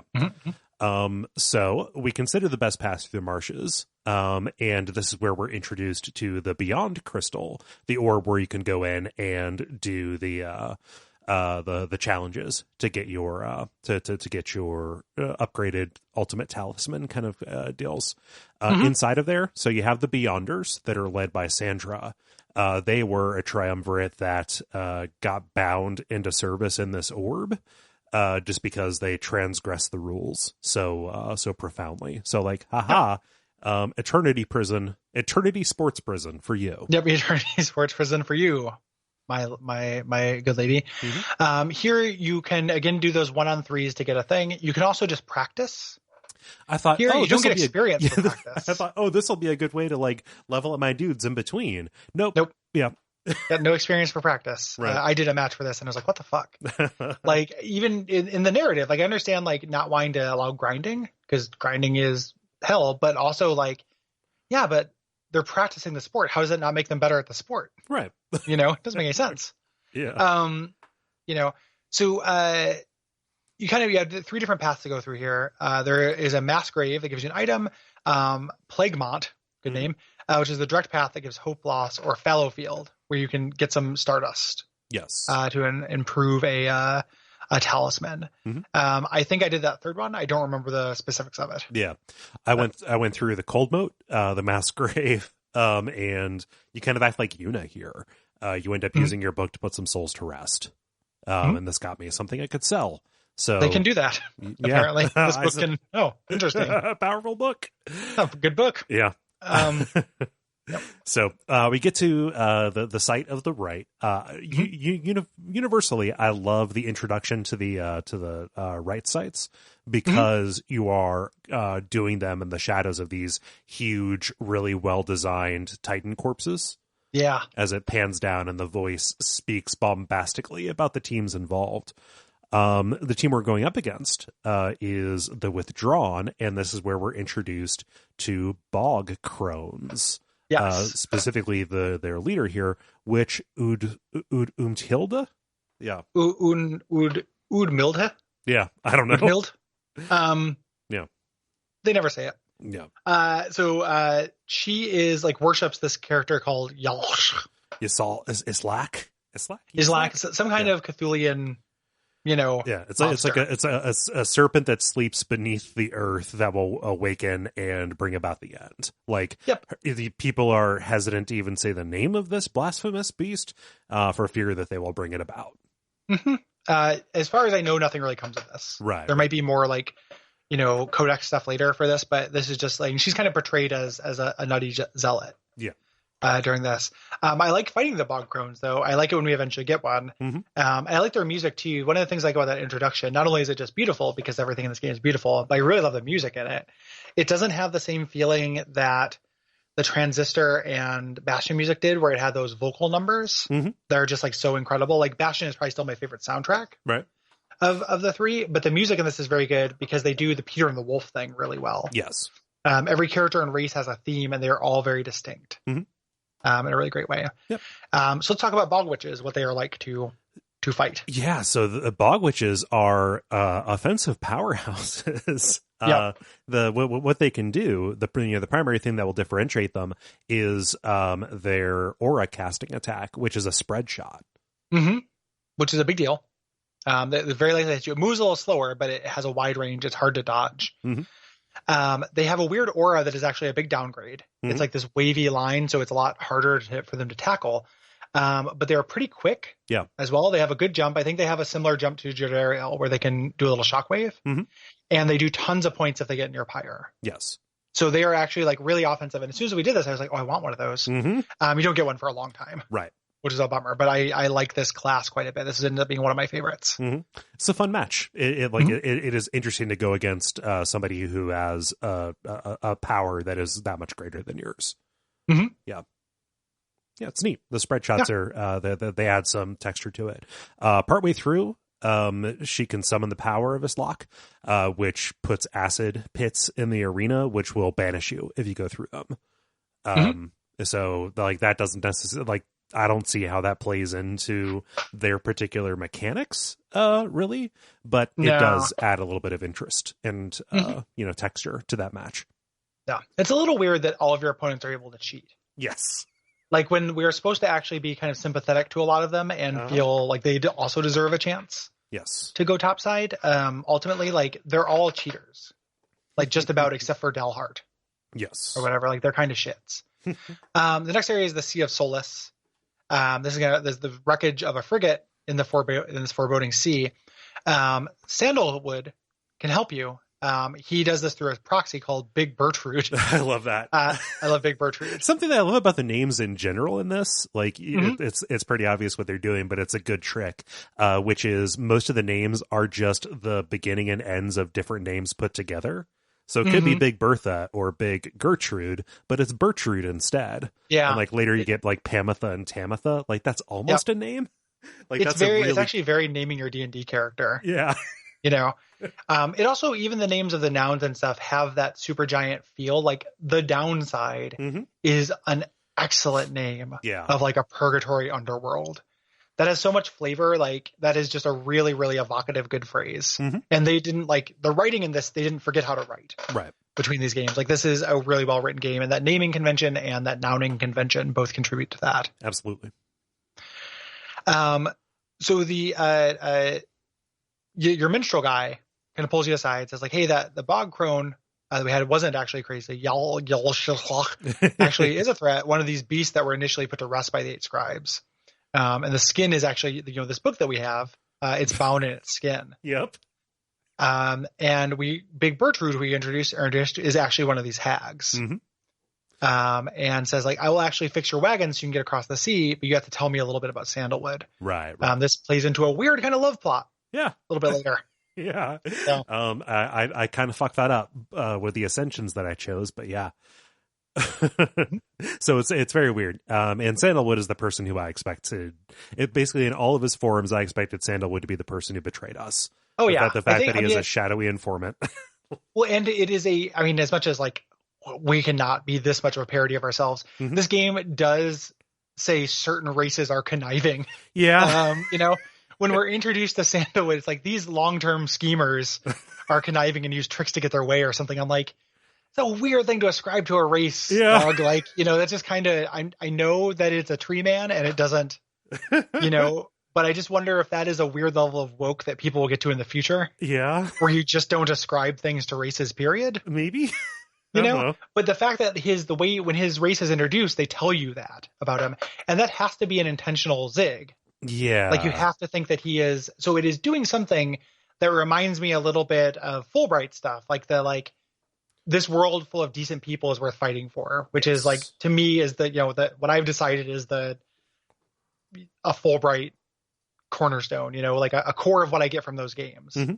And it's trying to do that a little bit, but the plot without it ends up being so straight laced that it just doesn't end up having like very much intrigue to it. Intrigue is the word that I was going to put in your mouth. Yeah. Yeah. So we're going to go eventually, we talk about Sandalwood a little bit. Headwind is C6, so we can't participate. That's another kind of narrative way someone gets knocked out. Yes. There.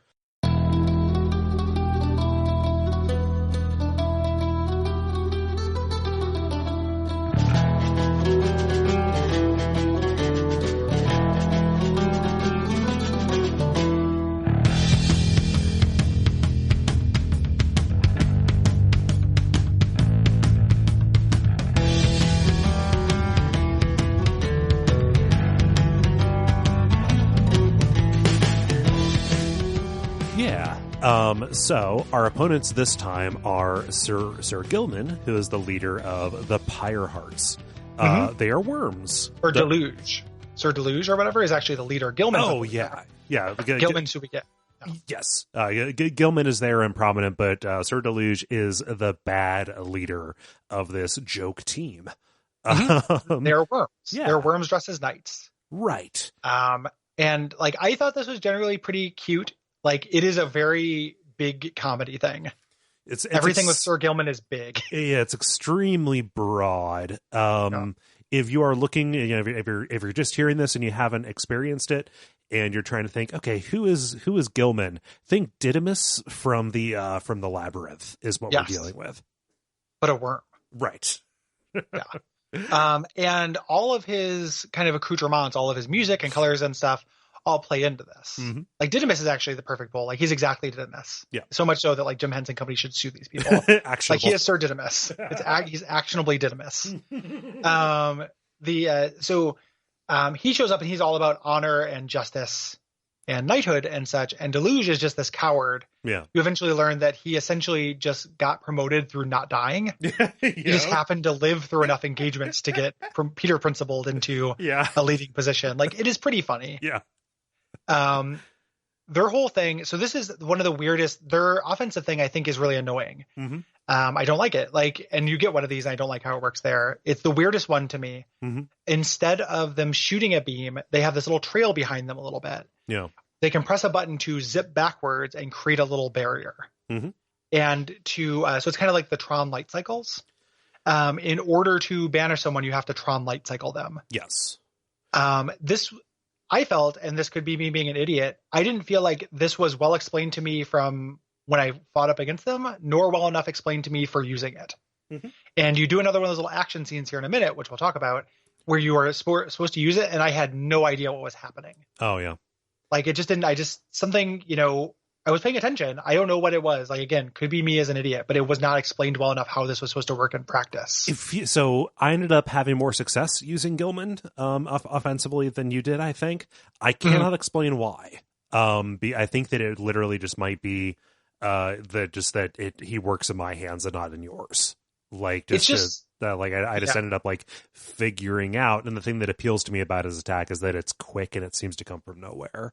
Like it is fast. Yeah. And I could see it being really great for playing against the human player where like you actually can trick something. Yeah. The AI cannot be tricked. It can be outmaneuvered like that. Sure. Like you can use it to block it off from something, but you're not going to like get in its head. Yeah. And psych it out with this thing and use that quickness. He ended up, it's just that he's different than every other scoring mechanism. Yeah. Or every other casting mechanism, excepting perhaps Tree Man. Right. Who has are very different. But out of the 8 you get, 2 of them are very, very different. And Tree Man, I felt like got a very good tutorial on how to use Tree Man. This guy, I just didn't feel like it was very good. I ended up eventually coming to peace with him. At first I was like, and we haven't got him yet. We do the fight. There's not a whole lot to it. No. And this is a joke fight because they're a joke team. Like, they've got these, they're tiny and fast. They move quickly. They've got these small auras. And eventually they just start bickering with each other. They take their eyes off the prize and you can just dunk on them until you win. Yep. I want to finish, like, we're jumping ahead a little bit. We'll finish this Gilman thing when he joins you. But like at first my whole thing was like, train this guy up so he can get out of here. Yeah. Like I wanted to ditch him, but eventually I just ended up having to use him. And the way I made peace with him was I just never had him banish. Yeah. He's just fast. Fast, long jump. That's ultimately how I ended up using him too. He's fast and he has a tremendous amount of stamina. Yeah. Or his jumps and dashing don't use very much stamina. Effectively, it's the same. He can just go and go and go and becomes a very good scorer. And that is kind of counterbalanced by the fact that like he does half as much damage to the Pyre as like Jodariel does. Like she does 30 and he does 15. And one of the ways you can buff that up, or one of the ways that the actual economy system does work into things, is you can give him a talisman that ups that to make him an average damage, but and you get to keep his advantages. Right. I just could never banish with him. So after you finish this, we're going to next place we're heading to is the Black Basin through the Deathless Tempest. And the minstrel says, I don't know if we can actually get through here, but we have to try it. Zebe says like, hey, do you think Hedwyn likes you? I said, hey, ask him, Right. you know, like follow your heart. And she's like, oh, I don't mean like that. Oh, huh. And that's Yeah. everything. She has another romantic lead later. Like, Yeah. I couldn't I don't know. I It's couldn't kinda get a weird. read on what they were trying to do, especially like this introduced, and I thought, wait, is there a dating system in this? Like, is this that much of a visual novel? I was going to crumble myself up into a fucking failed manuscript Yeah. and put myself in a publisher's waste bin. Like, I was not going to about to allow a dating sim aspect of this to intrude this far in. Like, I cannot chew through this much fucking cornmeal. Yeah, it didn't turn. I was worried about that too, that all my guys were going to pair up, and there is some minor romance, but it's used pretty tastefully. Right. Yeah. It was. So I was like, I saw that and I was like, okay, if that was a thing, then Gary would have mentioned something. I would have warned you. Yeah. Yeah, I would have screamed from the rooftops. I would have put up one of those big, like, you know, like those, like a big sign in my window. Yeah. So all of Portland. You would have shouted know. into your phone so hard that you were transmitted bodily over the waves and erupt through my phone. Like an electricity gremlin. I would just explode out of your iPhone. Yeah. And it's, you know, nude and bleeding. And just like, there is a dating sim in fucking Pyre. And you'd be like, oh, cool. Like, and I'd be like, no. And then I would have to borrow your clothes. Yeah. And I would like Steve Jobs cosplay to the airport and then fly back home. Yeah, we'd have to expense a ticket for you. Yeah, I'd have to the terminal it and turn into one of Tom Hanks' lovably racist foreign idiots. You know, they just be no good. Yeah, so it'd be pretty good bad. that world didn't happen. Yeah. So so we get to the edge of the storm. This is where Gilman he has decided, hey, I've got I've had it up to here with their shit. I can join you and I can help you guys get through this, you know, this deathless tempest. Yeah. Yeah. And we need somebody for all the masks, so we may as well grab you. Yes. And then so he says he can get you through the storm. This is the second arcade segment. Yeah. Where you have to defeat these spawn going through the storm. I failed this because I couldn't figure out his thing. Nothing happens. Yeah. There's not even like a narrative not about it. Yeah. And the thing that you're doing doesn't seem connected to the storm. I don't remember them saying that, like, oh, these eldritch monstrosity eggs are what's causing this. It's just kind of like, oh, while we're here, I might as well take these out so they don't grow up and kill people. Yeah. Yeah. Yep. So weird. Not great. And this also introduces the minstrel will play and sing songs as you pass through. Good songs. Not, it doesn't rise to the level of the other vocal songs, I think, but that's my opinion. Pleasant enough. They're good. Yeah. Yeah. There's one of them you hear over and over and over again that I was a little bit like, yeah, I had an arc with where I was like, oh, this is good. Oh, I kind of like that this is over and over again. Oh, I kind of don't like that this is over and over again. Like, went through a real arc with it. When you get through this, we learn that the high-wing harpies are here. So these are harps. They can pose a problem. The minstrel says, hey, I can negotiate with them. And Jodariel does not want to do that. She was a soldier back in the Commonwealth. And I say, no, we can negotiate because I choose the peaceful option generally in video games. And she loses some hope. Yes, because you sided against her. And that is a pretty profound, part of her backstory is her conflict with these. So we meet the leader of this team, Pamitha, outside of the site there. She is a harp who knows. She's not the leader. She's the one who joins us, but Tamitha is the leader. Yeah, sorry, I got them confused. Understandably.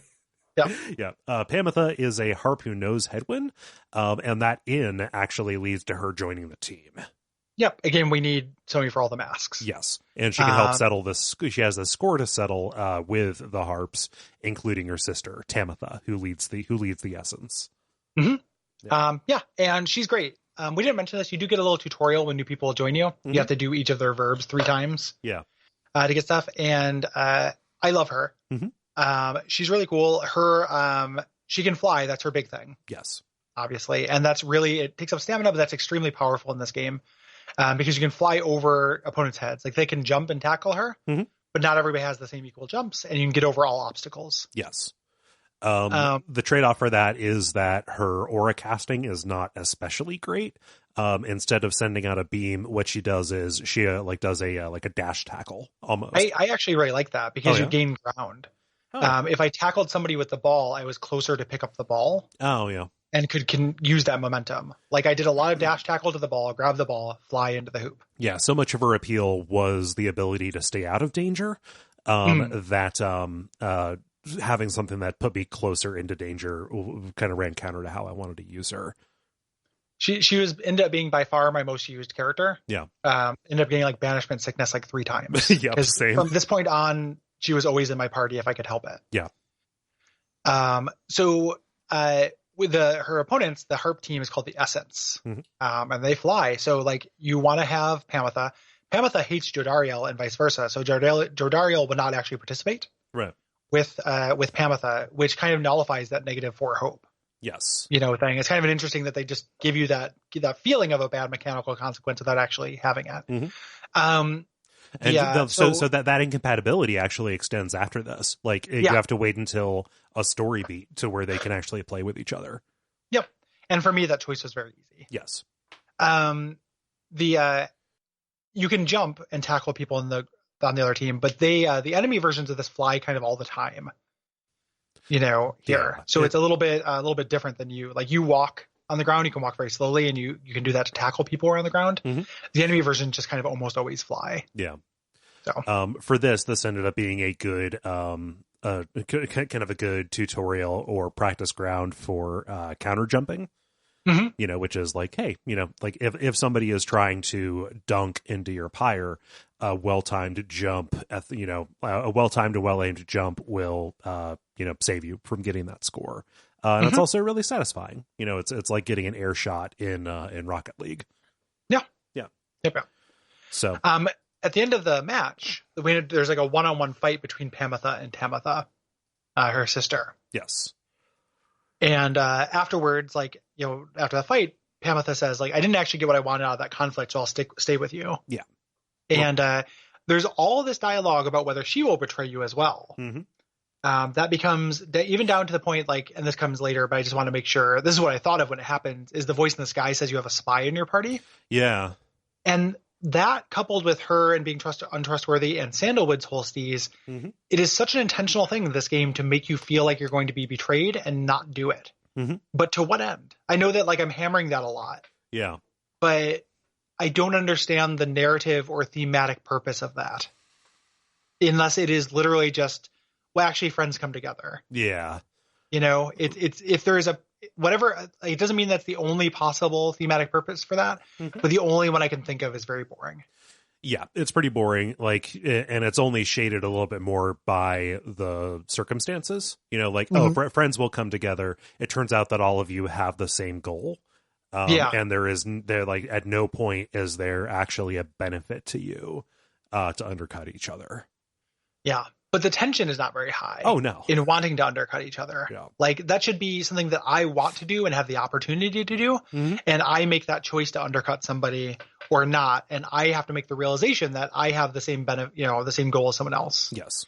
And then it becomes about this kind of strange bedfellows thing, which is cool. But it just never happens. It's like, it's part of this game not pushing you hard enough to actually express its themes. Yeah. The next area we go to is the Glade of Lou. Hey. Hello. Hello. Yeah. And the minstrel says, hey, we're actually going to run into Sandalwood. Yeah. He's at the edge of this area called the Waking Wood. Yep. And this is where the Oregon Trail section kind of turns into a little bit of a maze. There are several waypoints that you have to go to. And you make these choices. You can get a little bit lost on your way to finding them at the Cinder Route. Yeah. I might have just lucked into the right choices on this. Oh, yeah. There's no real penalty for spending time. I think maybe get like 1 or 2 other debuffs for that, but yeah. I just remember kind of going right to him. Yeah. More or less. So we meet Sandalwood. Yeah. His name is Volfred Sandalwood. And he is a sap, which is kind of like a tree ant. Yeah. And he is also a reader. Yeah. He's like, hey, you can actually leave. I'm the reader here, and like leave and fucking do what? Yeah. Like, so I insist on staying there, and I framed it through like, these are my friends, and your friends will like stick up for you. Yes. And that was like mildly true, but also just like, what would I do? Yeah. Like, what does this game become? Yeah. There's no other context for this world other than this. Right. Yeah. I don't know what real people do. No. In this land. Like, Subsist on bad food. The downside has a very big sense of flavor and not a very big sense of place. Right. Like, are there towns? Are there domiciles? Do people there's a little bit of hinting about that, but you have to really search for it. Like, the entirety of your experience with this are roving sports teams. Yes. Yeah. Doesn't seem like there's a place to be outside of being part of these wagons. Yeah. Yeah. They got to be on the court, coach. So, it is good that you have Volfred here, because we're going to be seeing more saps. Eventually we're going to be able to play as him. But that isn't until kind of the second half of this game. Another thing, sorry to cut you off. Another thing, I know we stopped talking about things in the book because it's boring, but knowing this or thinking this guy was going to betray me, as soon as he shows up, a new page is revealed that's called the Demon. That says the Emperor was transformed into a demon as a mirror of his reputation. And I was like, oh yeah, this guy's evil. Like, they are pushing that scale. Like, I didn't really put it together in aggregate until now, but they were pushing that thumbing that scale. Yes, they were. Yep. Yeah. Weird move. The next team is the Chastity, led ironically by M. Manly Tinderstaff. Yep. The very good, like, porn name. Yep. Yeah. And he is a roustabout. I don't know what other way to say. He's a rapscallion. Just like a proper gentleman, ashamed by being down here. And incredibly pompous. And Sandalwood, who can, yes, I can, I think things I would never say. He can speak to you telepathically and say, Manly isn't to be trusted, which no shit, dog. Yeah, no shit. Like, and Manly is just trying to, like, probe you for information. Yeah. Early on, I didn't say anything to him. I don't know what happens if you do. Yeah. And so the saplings are interesting. This is the only time I fought them. Okay. Up until the last, like, I think you had to fight them once in the final rites or whatever, but there's a part where this opens up and you can fight whoever you want. I didn't really like fighting them very much, but they are really interesting. Yes.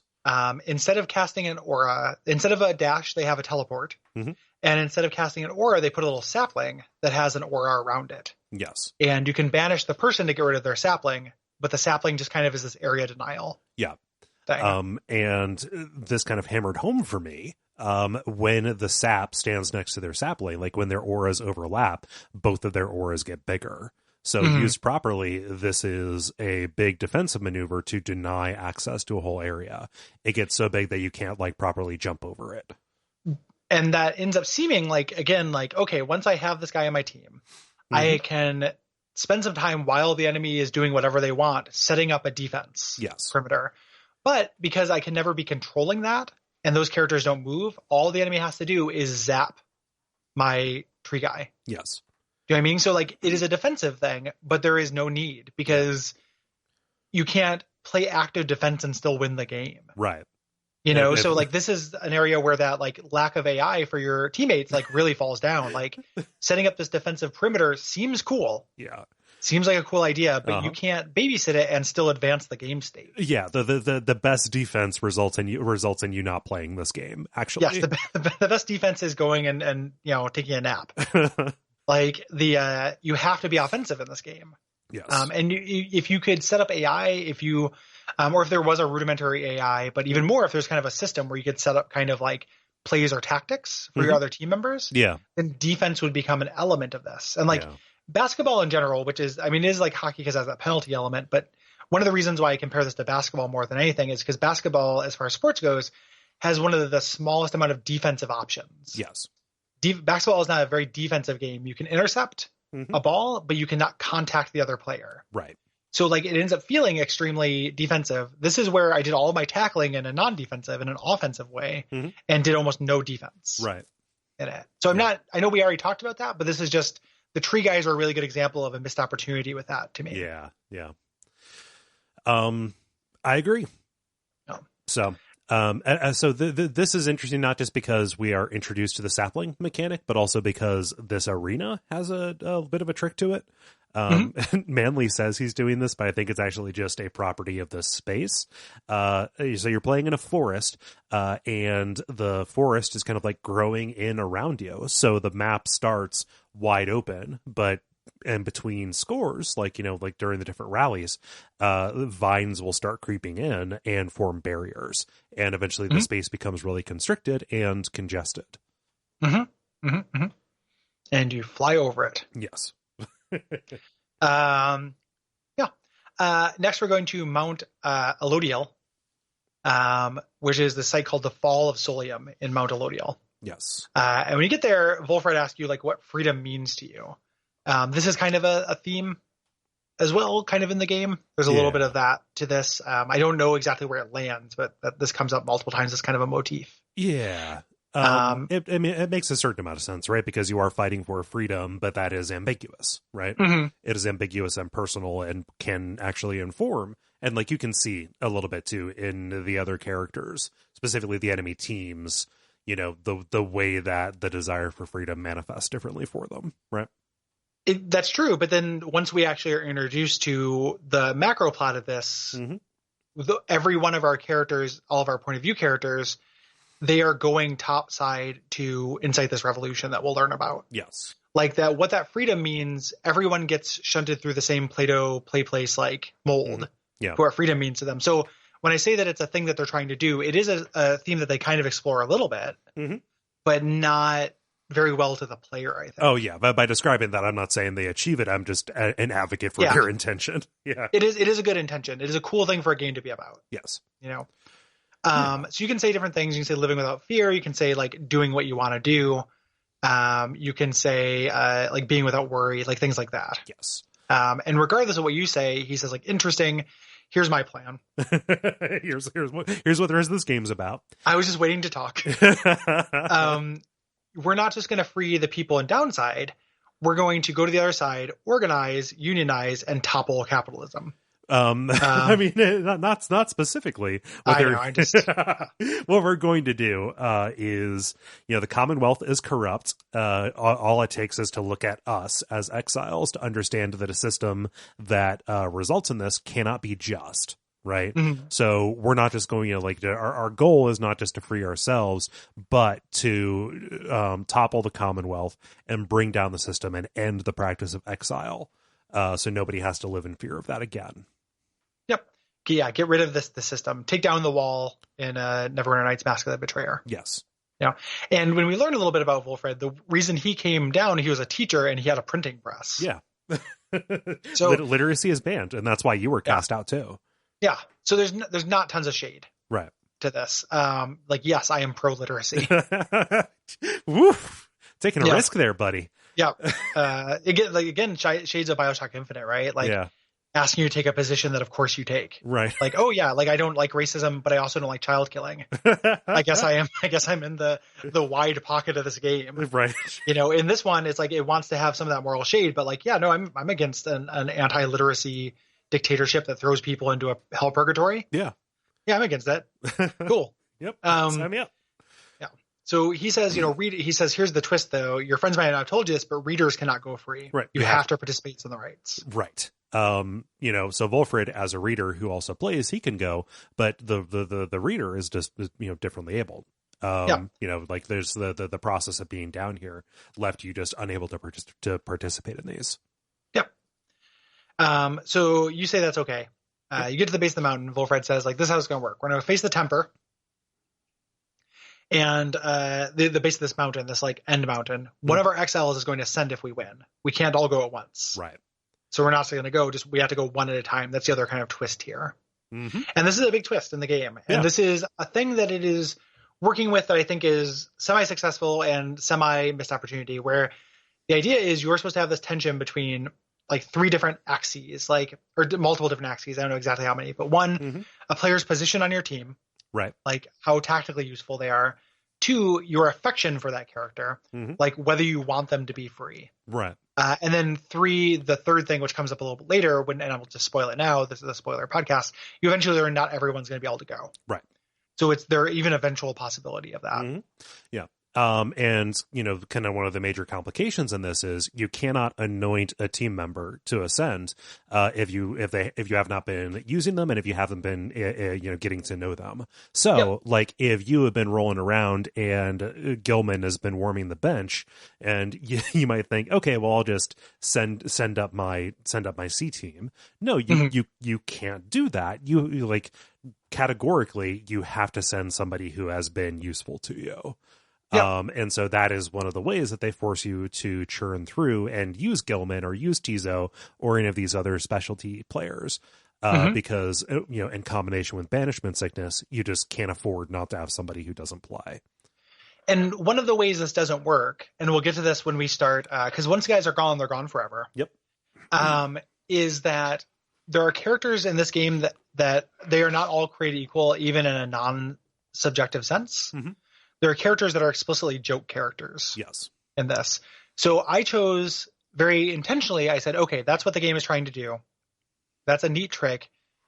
I am going to play like this as an RP server. I'm going to send up my friends and the people I like the best and the people who deserve it. Mm-hmm. What that meant was I had this ridiculous joke squad of clowns left over to do all of the dramatic final beats. Like every intense speech was heard by Tree Man, Hag Lady, Tizo, and Gilman.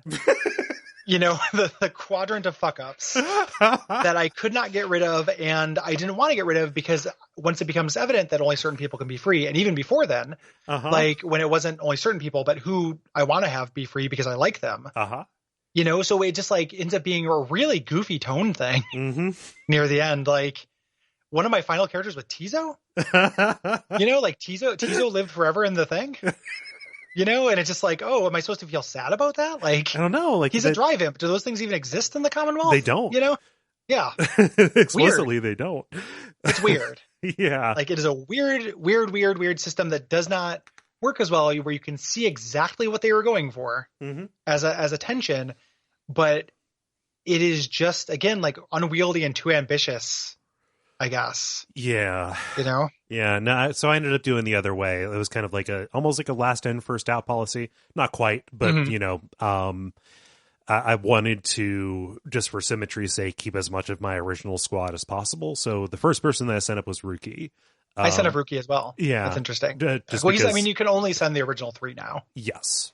I mean, those are the only people enough, and the only people who are there. He seemed like the person who most would benefit from being back in the Commonwealth. Like, he's a city mouse, and we're in the country, right? Yep. And I liked Jodariel and I liked Headwind, and I wanted to keep them around. And Jodariel and Headwind, and that they were there with me at the end, along with Wolfred. That would be great. Yeah. I wish that was, because that sounded like, I didn't know that we were going to have such high stakes drama at the end. At this point, I didn't know not everyone was going to be able to go. And I would have liked to experience the end game with that instead of with my trio of chuckle fucks. And the only good thing about it was I was able to leave the trio of, at the very end, this is again a spoiler, but you don't have to send any of those 3 up. Right. At the end, I left that trio of chuckle fucks here because it was Tizo, who of course should not go to the real world. Right. I don't think there's any food for him there. Yeah. The Hag Lady who's very happy right. and the tree she loves. Right. And I was cool with it. I was like, this is the good choice as far as who's left over. They're just not dramatically satisfying. I would have loved to have seen, Headwind and Jodariel react to that. And is the idea I replay the game to see that? No, probably not. It's 10 hours long. Yeah. No, not in a million years. So I don't know. This is a weird, interesting idea that I think is a cool core mechanic that maybe could be explored in a board game or something really well with some tweaks, but did not work for me very well.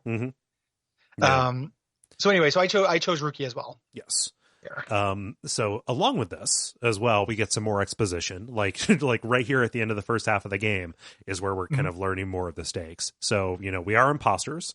That is, that was implied by our first match when we went up against the accused. Headwind was actually following these clues laid out by Wolfred to kind of recover this wagon from the original Nighthawks, whatever. What, Nightwings? There we go. Nightwings. Yeah. Not the Nightwings painting Nighthawks. Yeah. And to assemble a crew. Sandalwood has been kind of manipulating us from a distance for basically no reason except for dramatic purposes. Yeah, there's no reason for him. Again, Final Fantasy X shades. No real reason for that to have been a twist or a reveal. He could have just done it. There's a little bit where he doesn't put on the uniform because he has to hide from the eye in the sky. Yeah. But he would not need to put on a uniform, just walk up to somebody and be like, here's the plan. Right. I'll be a reader for you. If you do these rights, you get free. Yes.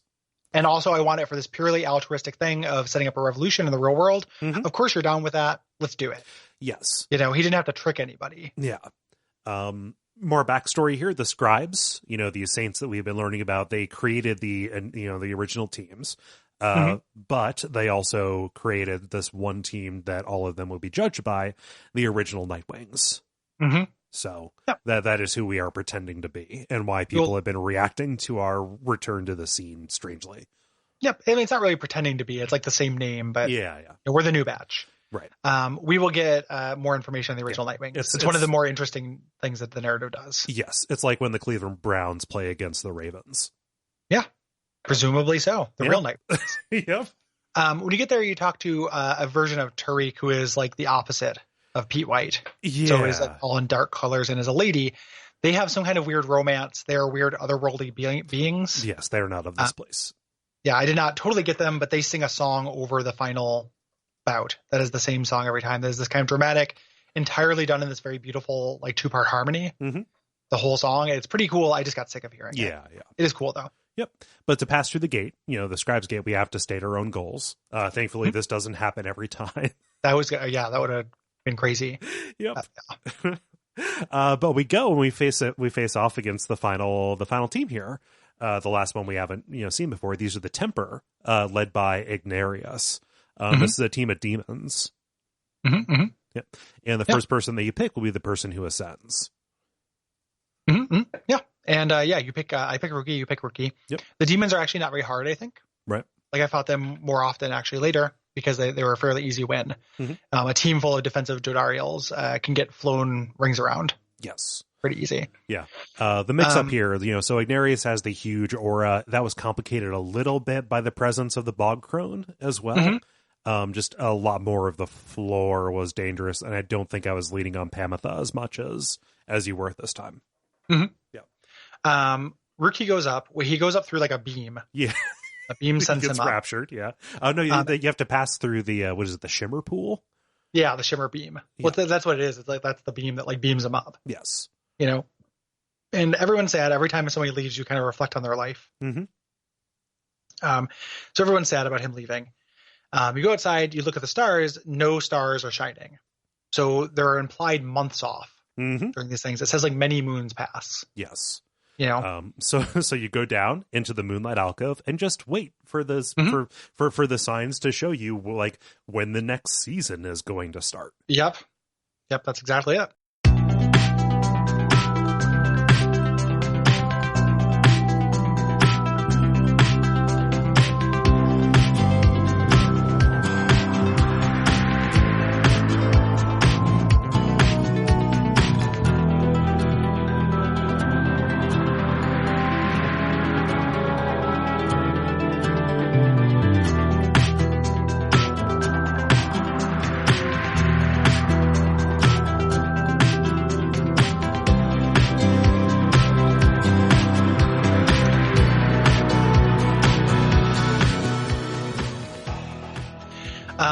The wagon gets the ability to fly at this point. Yep. They show you that. And the best thing about this, like, it's so you can go back and forth. The overarching world map of this, even though they're very beautiful, the way they're kind of laid up as layers, I don't think is actually that elegant. I love the airship music in this game. It's very good. Like, it's very simple, just 2 notes. Like, it is a very simple song. Yeah. But it's really, really catchy and good. I also like that the other wagons can fly and you can just run into them and have them say like, "Hey, I'm walking here." Yep. It's like, well, what in the world are you doing crashing into us? Yeah, just to say hi. At some point and there are also little points of interest you could fly by to get a little world nugget. Yeah. At some point I avoided those things like they were poison. Because I was trying to just get quick. I was trying to move quick. Yeah. I go fast. I was a little bit done learning about the world. I didn't want the dialogue from these things anymore. And it's about at this point. It's about this halfway point of the game, which I felt like maybe the game was going to start really ramping up here. But we're only halfway through. And part of the reason why I felt it was really going to ramp up here is because this is how long Bastion is. Yes. Is to get here. But now we're in the B side of the game. We are. And this is where the pacing really started to flag for me because I've seen everything that there is to see.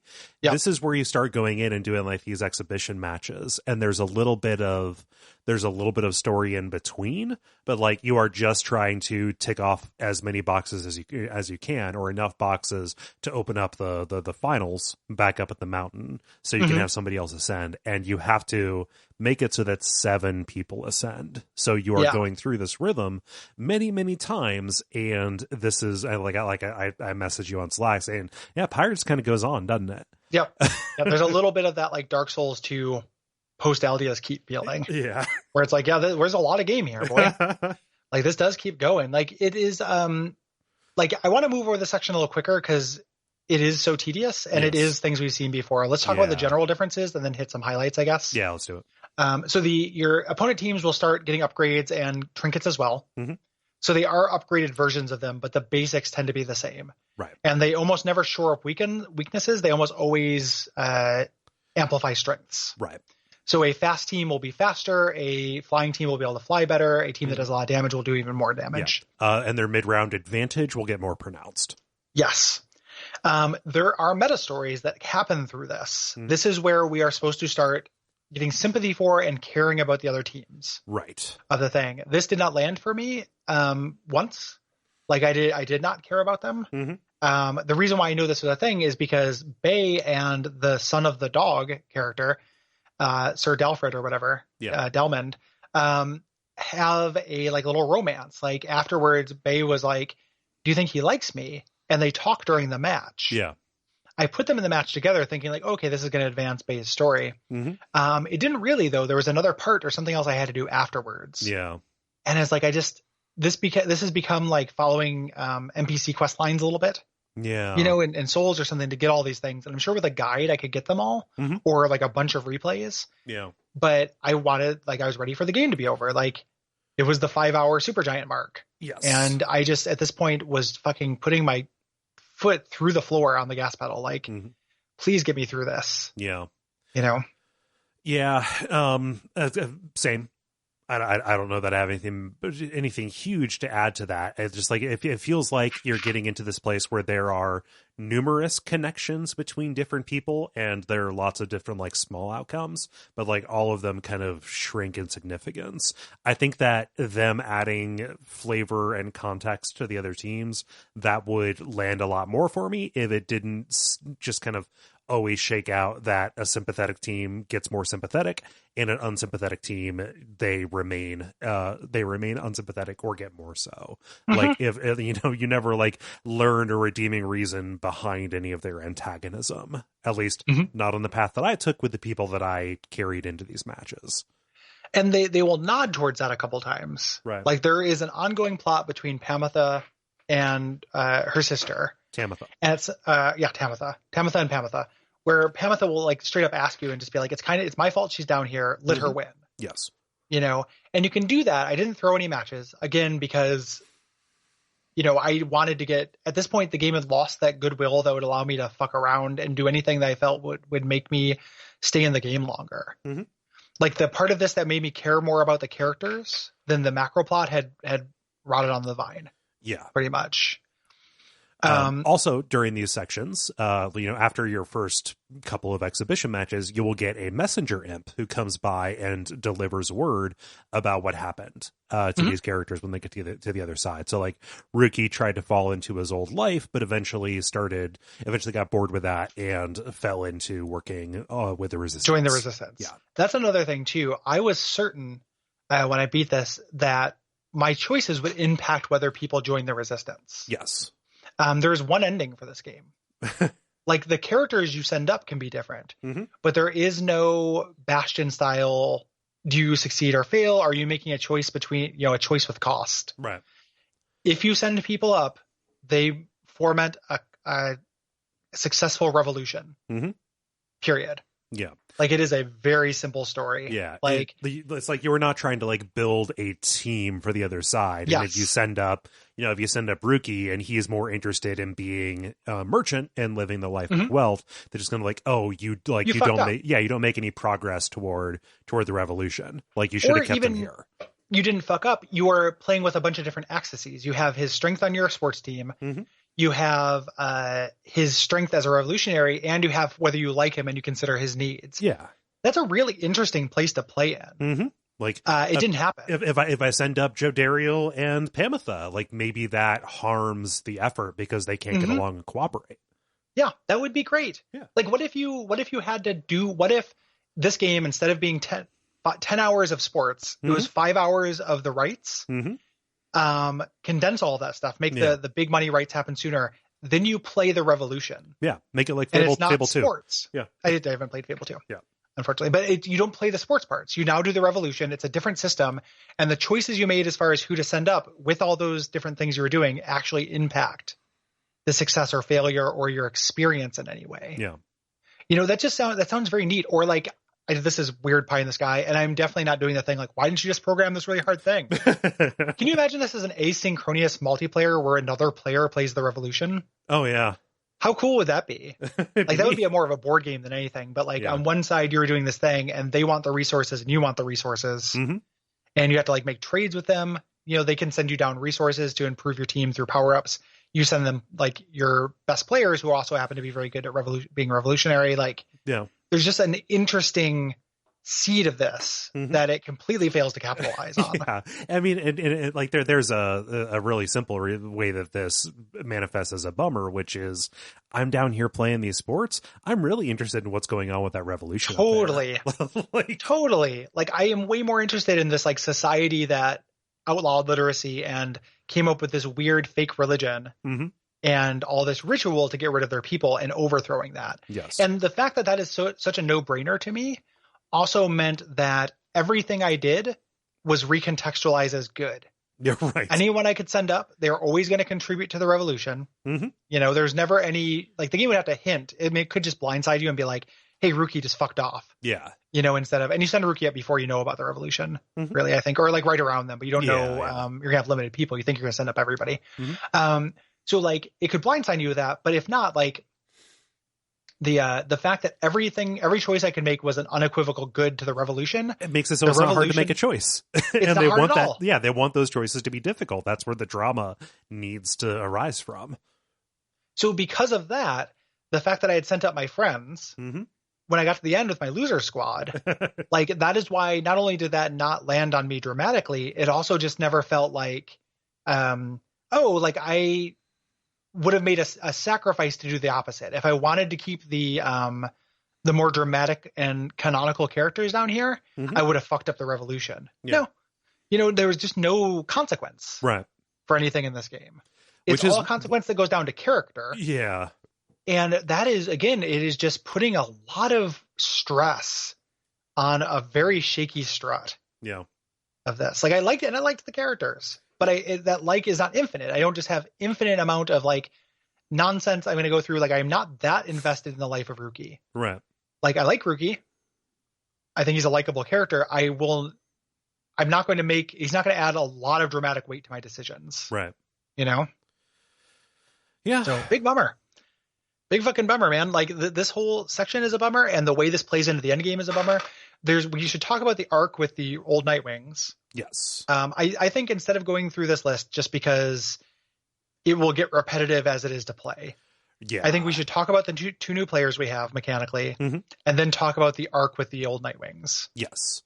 Kind of in order. Yeah. So as we're sending our old teammates away, we need to like bolster our ranks sometime because you may have just given up all of your offensive players. Well, that's good.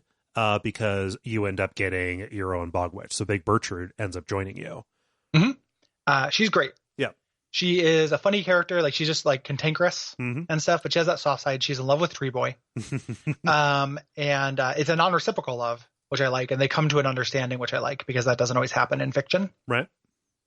But she has, it's very powerful to have a Bog Witch. Like, she ended up being, like, if I had got her earlier, she would have been in my Pamatha slot. Because she big scores. Her skill tree is awesome. The first pip on both of the sides are, if you have more health than your opponent, all of your attacks do more damage. If you have less health than your opponent, all of your attacks do more damage. Yeah, like that's awesome. You're making a choice between, do you press the advantage or do you focus on defense? Like, it is a really good. Or at the cost of one level, having a huge global buff, having the equivalent of giving, I do +5 damage in all circumstances. Yeah. That is the equivalent of equipping every member of your team for perpetuity with a very powerful talisman for free. Yes. Yeah. So super good. Very good. Eventually, a little bit after that, Wolfred has to get out his raiments again. and you end up having a sap on your team, and you have this defensive player who can put down the sapling. I initially had no idea what the fuck to do with him, but after a few rounds, he's good. Like he is an asset on the team. He just ended up staying next to the Pyre for me. Yeah, like I just wasn't forced to use him. Yeah, and wasn't that interested in exploring him. Like I could see his defensive value, but I don't see the global defensive value. Defensive value in the game. He has two different builds, one of which makes him more defensive, one that is an offense build. I went down the path that let him blow up his sapling, which turned into a more traditional bomb kind of thing, and that made him useful when I had to use him. Yes. Yeah. So as we go through these, we end up learning a little bit more about the original Nightwings, not least of which because one of the original Nightwings pops up and has a grudge against us, and he ends up being kind of the main villain of the game. It is a demon named Oralek. Yep. And this is all pretty cool. Yeah. Oralek's whole thing was the original Nightwings made it to the end of the thing, but another one of his teammates pushed him out of the way and jumped into the stream instead. So he was robbed. Like, didn't push him out of the way, pushed him off the cliff. Yes. So he was believed to have died. He actually survived. The life stream or whatever that takes you up will only take the person who you choose. Yes, the anointed. Yeah, she went away. And weirdly enough, the other person on the team, the other, the remaining living member of the Triumvirate, they ascended. And guess what? That is the voice. Yep. And that starts sending you nightmares and trying to become kind of an unreliable narrator. Yes. Like when it tells you have a betrayer in your team, which you mentioned earlier, like you don't. No, you have Wolfred along with you, and this guy, the voice, is really invested in the Commonwealth staying in place because he is in a position of great power and privilege. Like anybody who returns from being in exile, as this character did. I can't remember his name, and I'm frantically searching the notes. It doesn't matter. Yeah. But anybody who comes back from the exile, is offered, basically a position of nobility, kind of to stop, to stop what Wolfred is trying to accomplish from happening. Like, if you can make life sweet enough, you will not go and try and get justice, for, anybody else for anything that was done or what was done to you. Yes. Yeah. So you end up, you face the Nightwings a couple of times. The voice says, wait, the Nightwings cannot fight the Nightwings. I cannot preside over this nonsense. Yep. Good night. Yep. Yeah. And that is why he was like Tizo. Yeah. He knew Tizo. Yeah. We learned Tizo used to be on the old Nightwings. Yeah. Thing. So this is where they introduce that second twist. So while we're dealing with the Nightwings drama of them, and they do a couple of things, they actually sabotage a team before you can get to them. Which is interesting, and you just have to, and this is actually a really elegant touch, you have to just dunk. Like, you still have to do the right, but there's no opposing team. You just walk up and put the ball in the thing. Yeah. Well, so it's not sabotage. Eventually, after you go through enough cycles of this, fewer stars start showing up, and everybody starts drawing the conclusion, oh, the door is closing on us. Whatever is happening here, the rights are coming to a close.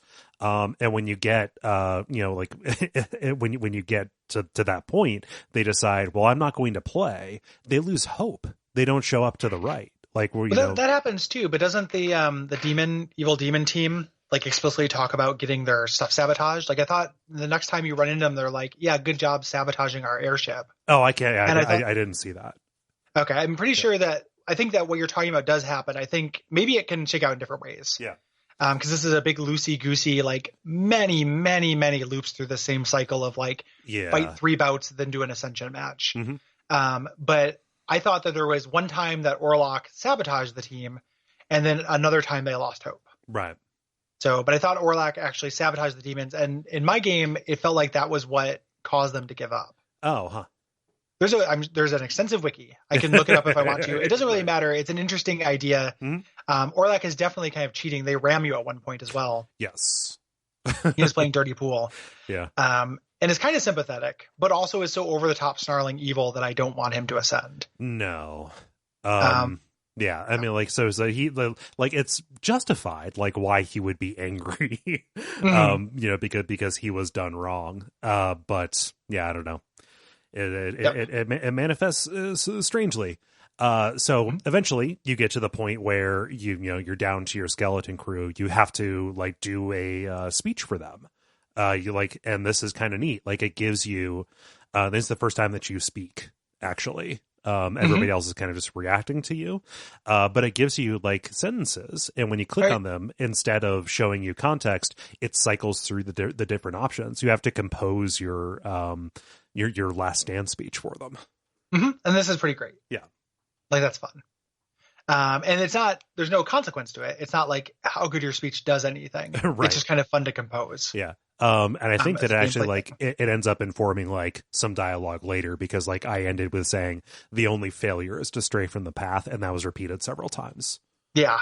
Yeah. Yeah. So it does make you feel like it has that impact. Yeah. We said this really quick, but I want to impart the importance of it. When they realize the stars are disappearing, Volfred is the one who tells you this, and what that means is not everyone's going to be able to go. Right. And it starts off with you not knowing exactly how many more Ascension matches there can be, and longer waits between seasons, until eventually you know how many people you're going to be able to take up precisely. Right. And so you get to the ending eventually. We've learned about Orlok. We've learned about the original Nightwings. We have learned about we know how the revolution's going, more or less, which is good. At some point, the voice actually says, like, things are actually pretty rough going on right now. Yeah, the Commonwealth is in flames, is what he says. Yep. Yeah. And we do our final liberation right against the original Nightwings. Yeah. This is tough. I could have rallied and took it back, but I ended up losing to them. Yep. I not a weird brag. I could not find this game hard for the life of me on normal. So I did not struggle against them very much. I think they maybe got me down to half, but I, even with, I had Tizo and I had the Hag and I had the Tree Man, and Tizo and Hag. That's a weirdly balanced group that you ended up with. It is and it wasn't on purpose. It just kind of worked out that way. It was the people who I thought were least deserving of freedom, or who would be happiest in the downside. Yes. Yeah. And so I ended up not having too much of a problem with this. But it is a noted difficulty boost. Yes. There, for sure. There's really aggressive, and this is the team that shoots the ball most often, I noticed, which is not something I was necessarily used to dealing with. So yeah, regardless of how this works out, the voice starts to lose it again, asking you, and because I lost, Orlok was the person who was going to ascend, but the circumstances of it conspired. Like he can choose who gets to go, and he struggles with this. At least he did for me. You have an option for how to help him through this. I don't know that it changes things. Again, extensive wiki, but then he chooses for me to be liberated. Oh, interesting. Yeah, and so I ascend. Yeah, I too ascended, but I chose to. Oh, I had the option to choose Orlok. I'm like, not in a million years. The only person on my team who was ready, Tizo and the Hag, were not ready. Okay. I don't know if they can become ready, but I could have sent up the Tree Man to lead the revolution. But I was like, the revolution's going really well. The Hag is in love with you. I have some resentment about this game, and I'm going to get me cookie. So my character's going to get his cookie because I played along with this like character first thing and got to watch Tizo dramatically react to my speech. So I am mad, and someone's going to get punished. Yeah. So I went up. Yeah. But so for me, as I ascended, the voice, is talking about it, just basically is in full self-pity mode, asking, the opportunity to gain your freedom from downside, was it not enough? Of course it wasn't, because you sent me down here in the first place. Don't expect me to be satisfied that you've done everything you could by giving me a chance to dance for your amusement. Yeah. When you punish a person for dreaming the dream, don't expect them to thank or forgive you. God damn it. Okay. Like, yep. There we go. Yeah. No, thank you. That's a good pull. Thank you. Yeah. And he's saying that in a broader sense. There are shades of Final Fantasy X to this. Like the idea was they created this religion of hope to let these people keep going. Yeah. And if they made it, they gave them a lot of riches and stuff, but they wanted to perpetrate the system that keeps them on top. That's why I said capitalism earlier, because that's what's happening in the oligarchy we live in. But yes, of course not. Yeah. And when we get there, again, an opportunity for shade that is abandoned. It is a totally peaceful bulbous coup. Yep. The leaders just saw the people united because the power of friendship compels them. They saw it as an omen. They disbanded. It is a utopia now. Yes. Great. So they form the Saurian Union, and there is no more exile and no more literacy ban. However, that does not free everybody who is down there because, I like the sense that I get is that it is not just a physical barrier between the upside and downside. Yes, you have to do something. Right. It's some kind of the scribes had some real magic. Yes. When the stars align, the rites shall come to bear, illuminate the signs, the exiles shall be there. All are not the same, but three shall be as one. Freedom in the flame, the end has just... And then you get this big cast of your characters. And is this a common visual novel thing where you have to read the epilogues for every single character in the game? No, usually there's an ending and that's it. Okay, this I thought was extremely tedious, and I was already very mad at the game. Right. Because no matter what it did, I did not care about Manly. Right. And I didn't care about Oud Mildhe. It just didn't work. I don't care about Lendl the Accused. Yeah. There are some of them, there are some of these that are interesting, but mostly it just ends up being they were who they were. So Manly, when he stayed, because he's back down there, he believes there has to be a mechanical way to get out, and he bankrupts his family, trying to do, crazy flying machines. Mm-hmm. They send all the resources down to him. Mm-hmm. But that's, it doesn't have an awful lot of consequence because Orlex stayed on the other side. He ended up wandering around for a time, but eventually reconciled with Wolfred, and their buddies. Yeah. And these will be different depending on how you play. This is so different characters, whether they made it out or the things you did would be, will determine this. Yes. So fair enough. Right. And for the characters who I liked who are on my team, this could be interesting. Yes. To me, but a lot of this game is kind of relying on all of the characters being equally interesting and important to you and being invested in all of them. Yeah. And I just kind of wasn't. Right. The characters that end up on the other side will miss the people who are not. The people who are not will try to create their lives on that side. That ties a little bit in that theme of how do we move on after a tragedy? Yeah. But we don't see it. We get 4 lines of text about it. Yeah. After 10 hours of bad NBA Jam. Yes. Yeah. Did you have any of the epilogues that you wanted to highlight? I'm trying to think of it. Not really. I clicked through, I read these, but I speed read them. Yeah. I didn't have any goodwill left really. Yeah. For it. I liked that I could go up. I assumed that was going to be a choice that I had. I liked that, I liked the general thing that not everybody gets to go. Not everyone is fit for the Valley Beyond. I like that in general. I did not like the way it articulated and played with the sports thing. So the ending of it, I was real checked out. Yeah. So yeah. There are some of them I sent Tizo along and he ends up becoming a mascot for the revolution because they don't actually have any, imps topside. They're not native to it. And he was initially miserable until he fell in with Zay. Zay ended up presiding over the resurgence of worship of the scribes and became a saint, which was she's very God touched. I think that's what they call her. Yeah. My rookie hooked up with Tamitha or Pamitha. They became good friends and more. Yeah. Which is cool, I guess. That's good. Yeah. Wolfred ended up kind of leading the Union from afar, but could only do so much. But eventually got revered for what he was.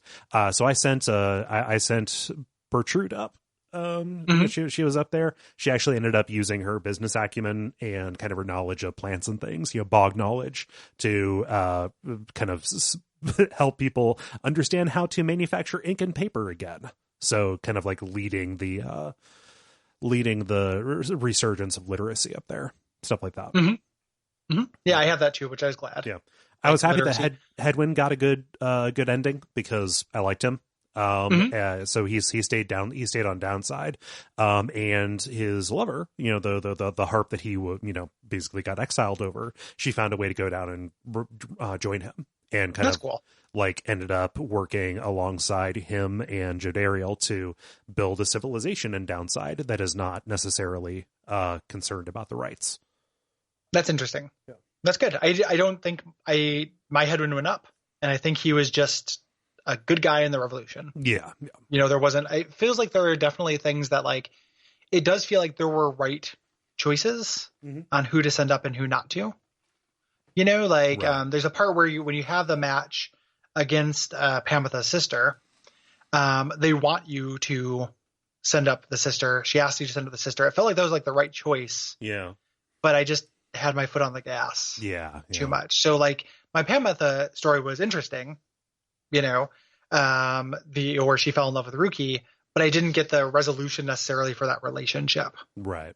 And it just, like when the desire to do so was like hamstrung by the sport.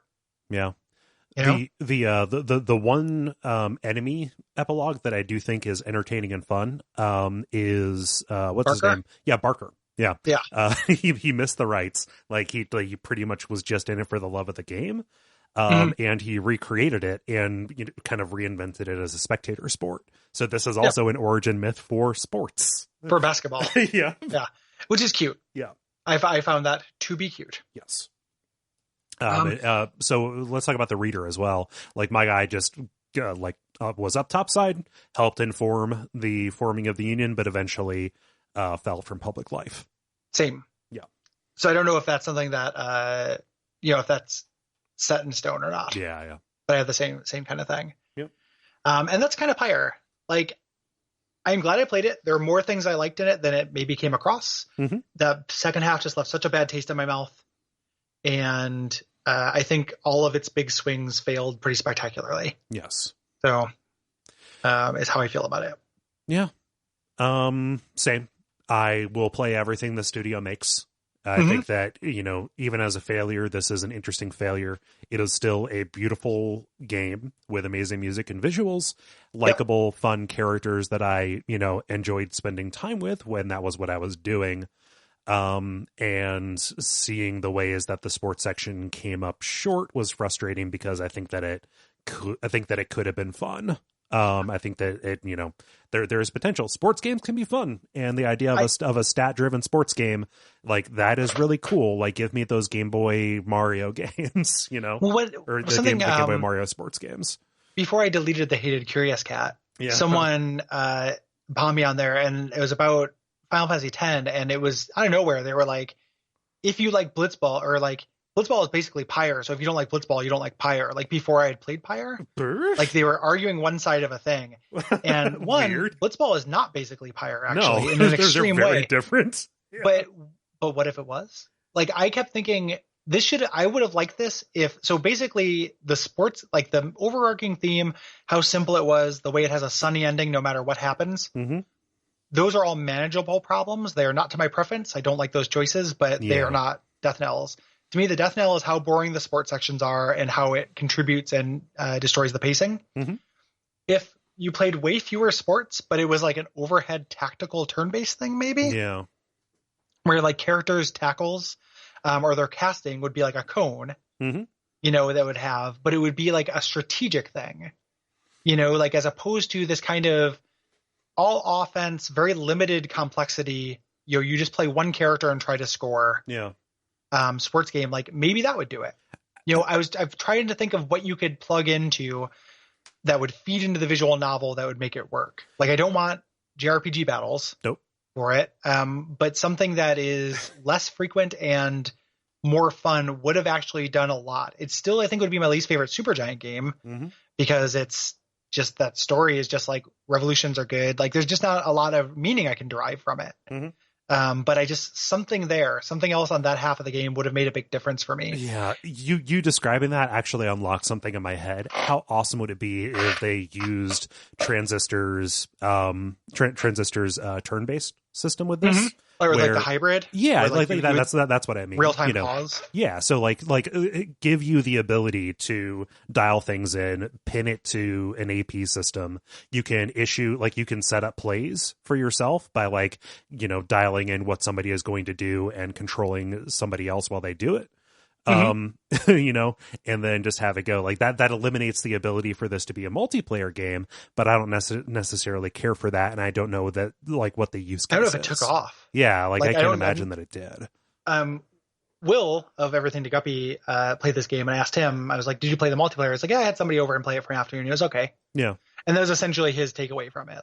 He wasn't down on it, but he wasn't up on it either. And that's how I basically can imagine, even if I liked the sports game, it doesn't feel like it has infinite replay value to me. Right. Like you'd have different mix-ups, like you choose your team and stuff. You could maybe create some interesting situations, but just that controlling one guy at a time thing is such a limiting factor. Yeah. I can't imagine that they didn't try that, and there was probably a good reason why they didn't do it. Totally. Yeah. Because they already had the system. Yeah, they had the system. I'm sure it was tried. Where I'm not trying to say why didn't this occur to them? Yeah. I think maybe part of that was because sports games do have AI for defensive players. Like sports games have players move who are not being controlled by the character. That's been true since the NES, right? Right. It is possible to do that. I think that what might have happened is that as a studio, I feel like SuperGiant's games as a AA indie have generally been. In terms of the complexity of what their mechanics do, they usually do more with less. So the stuff in Transistor, which I think is extremely satisfying from a mechanical standpoint, is not that complicated from a mechanical standpoint. The different, all those endless combinations of your verbs and stuff are essentially just the different waveforms that your attacks take. It doesn't feel like it's that robust. Right. It's just neat. It's a cool idea. And other than that, you are just doing RPG combat. You're doing essentially what Bastion does on top of that with the real-time pause. Yeah. It looks really stylish, but as far as what's actually being accomplished, doesn't feel that ambitious to me. It's maybe they ran up against the edge of that. Our scope as far as making this kind of complicated system, sports games are really big business. Sports games with robust AIs and stuff like that. They're not going to have Madden money. No. Or Madden systems to do that. They're maybe not interested in it because the real focus is the story they want to tell. The real focus is these characters and stuff. So that was just, maybe it was tried and it's just we could put the resources here, but we're going to make beautiful art, music, and voice acting instead. Yeah. And really, really great writing. I know that video games are not fungible, the resources. It's not we say this kind of thing all the time, but I recognize the fallacy and why didn't they just put some of this effort in this system and put it into this system? I know it's not that easy, but I can only judge what's in front of me, and what's in front of me, it is really hard to feel something with this kind of potential and not just make guesses or pitches at what could have fixed it. What might have made this work for me, and now, if not fix, work for me. Yeah. So. Blabba-da-bloop. I think I'm done. That's the Pyre for you. Glad I played it. Big thanks to William Rouse for suggesting it. Hopefully this does not break your heart.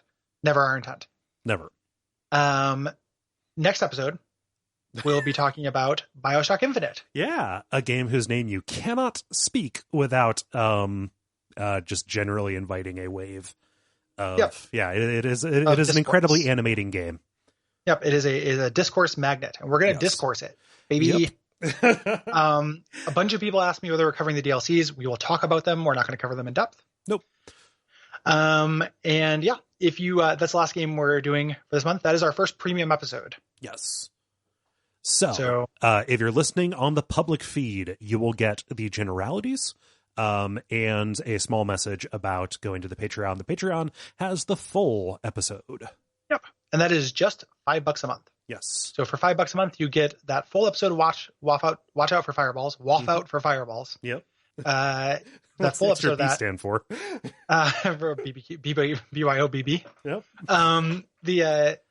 So you get that full episode. You also get 2 episodes of Bonfireside Chat. You get a month. You get 2 episodes of Abject Suffering. Extra a month on top of the extra. others you get. That's crazy. For $5, you get 5 extra episodes of a thing. Yeah. Good value, folks. I think so.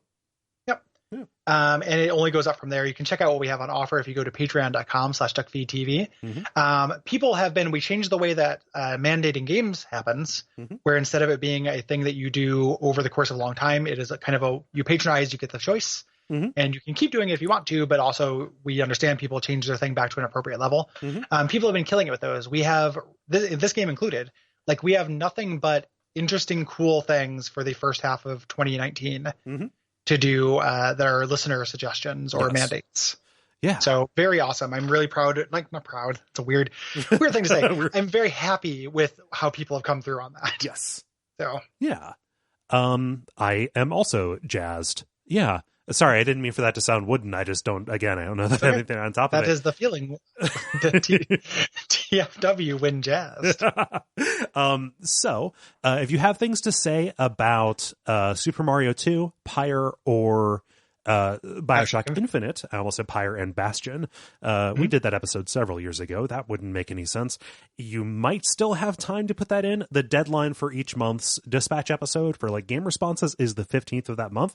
There still is ample time to write in about our games in March. So by March 15th, if you go to Duckfeed.tv/contact, you can write in about what are we doing? Papers, Please? We are doing Papers, Please.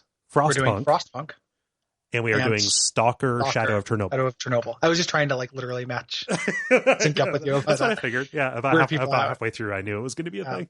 It was one of our last theme months. We have a couple more still on deck. That theme is Desperation. Yes. And that's awesome. All 3 of those games are super interesting to talk about. I've almost done with my replay of Papers, Please. And if the people who made that didn't get like awards for sound design, I'm going to start a revolution. Yep. In another world. Yeah. Because the shuff and click and like so much of, like I find that game more stressful than 10 Resident Evils. Yes. I find that game extremely stressful to play to me. But all of the fun parts of it just come from how good every single action in that fucking game feels. Yep. That's all the noise it makes. Yeah. It is kind of amazing, actually. Yeah. On the other side of that, I am incredibly horny for Frostpunk. That seems like so much my kind of jam. I've been wanting to play it for a long time. And Stalker, additionally, all kinds of my shit. So it good. Yeah. Here's a tiny spoiler that happens in the first couple seconds of Stalker. Okay. Stalker is a grimdark game that happens in Chernobyl. Your standard, the only sign off you can do when you're done talking to somebody is "see you!" ! So after all of this intense dialogue about like may the zone take me, all these like very dramatic, very dour Russian survivalism stuff, right? You go, "see you!" Okay, thanks, bye. It's not voice. Yeah, but that's essentially what it is. It's not voice, but it's so funny to me. Like it makes me laugh every time. See you. That is a good ass game though. Like it is super good. If you have been scared off it, it is like read a before I play thing on it. It's not that scary. Yeah. It is doable. Yeah. So all a bunch of good stuff. Yep. We have cool ass shit.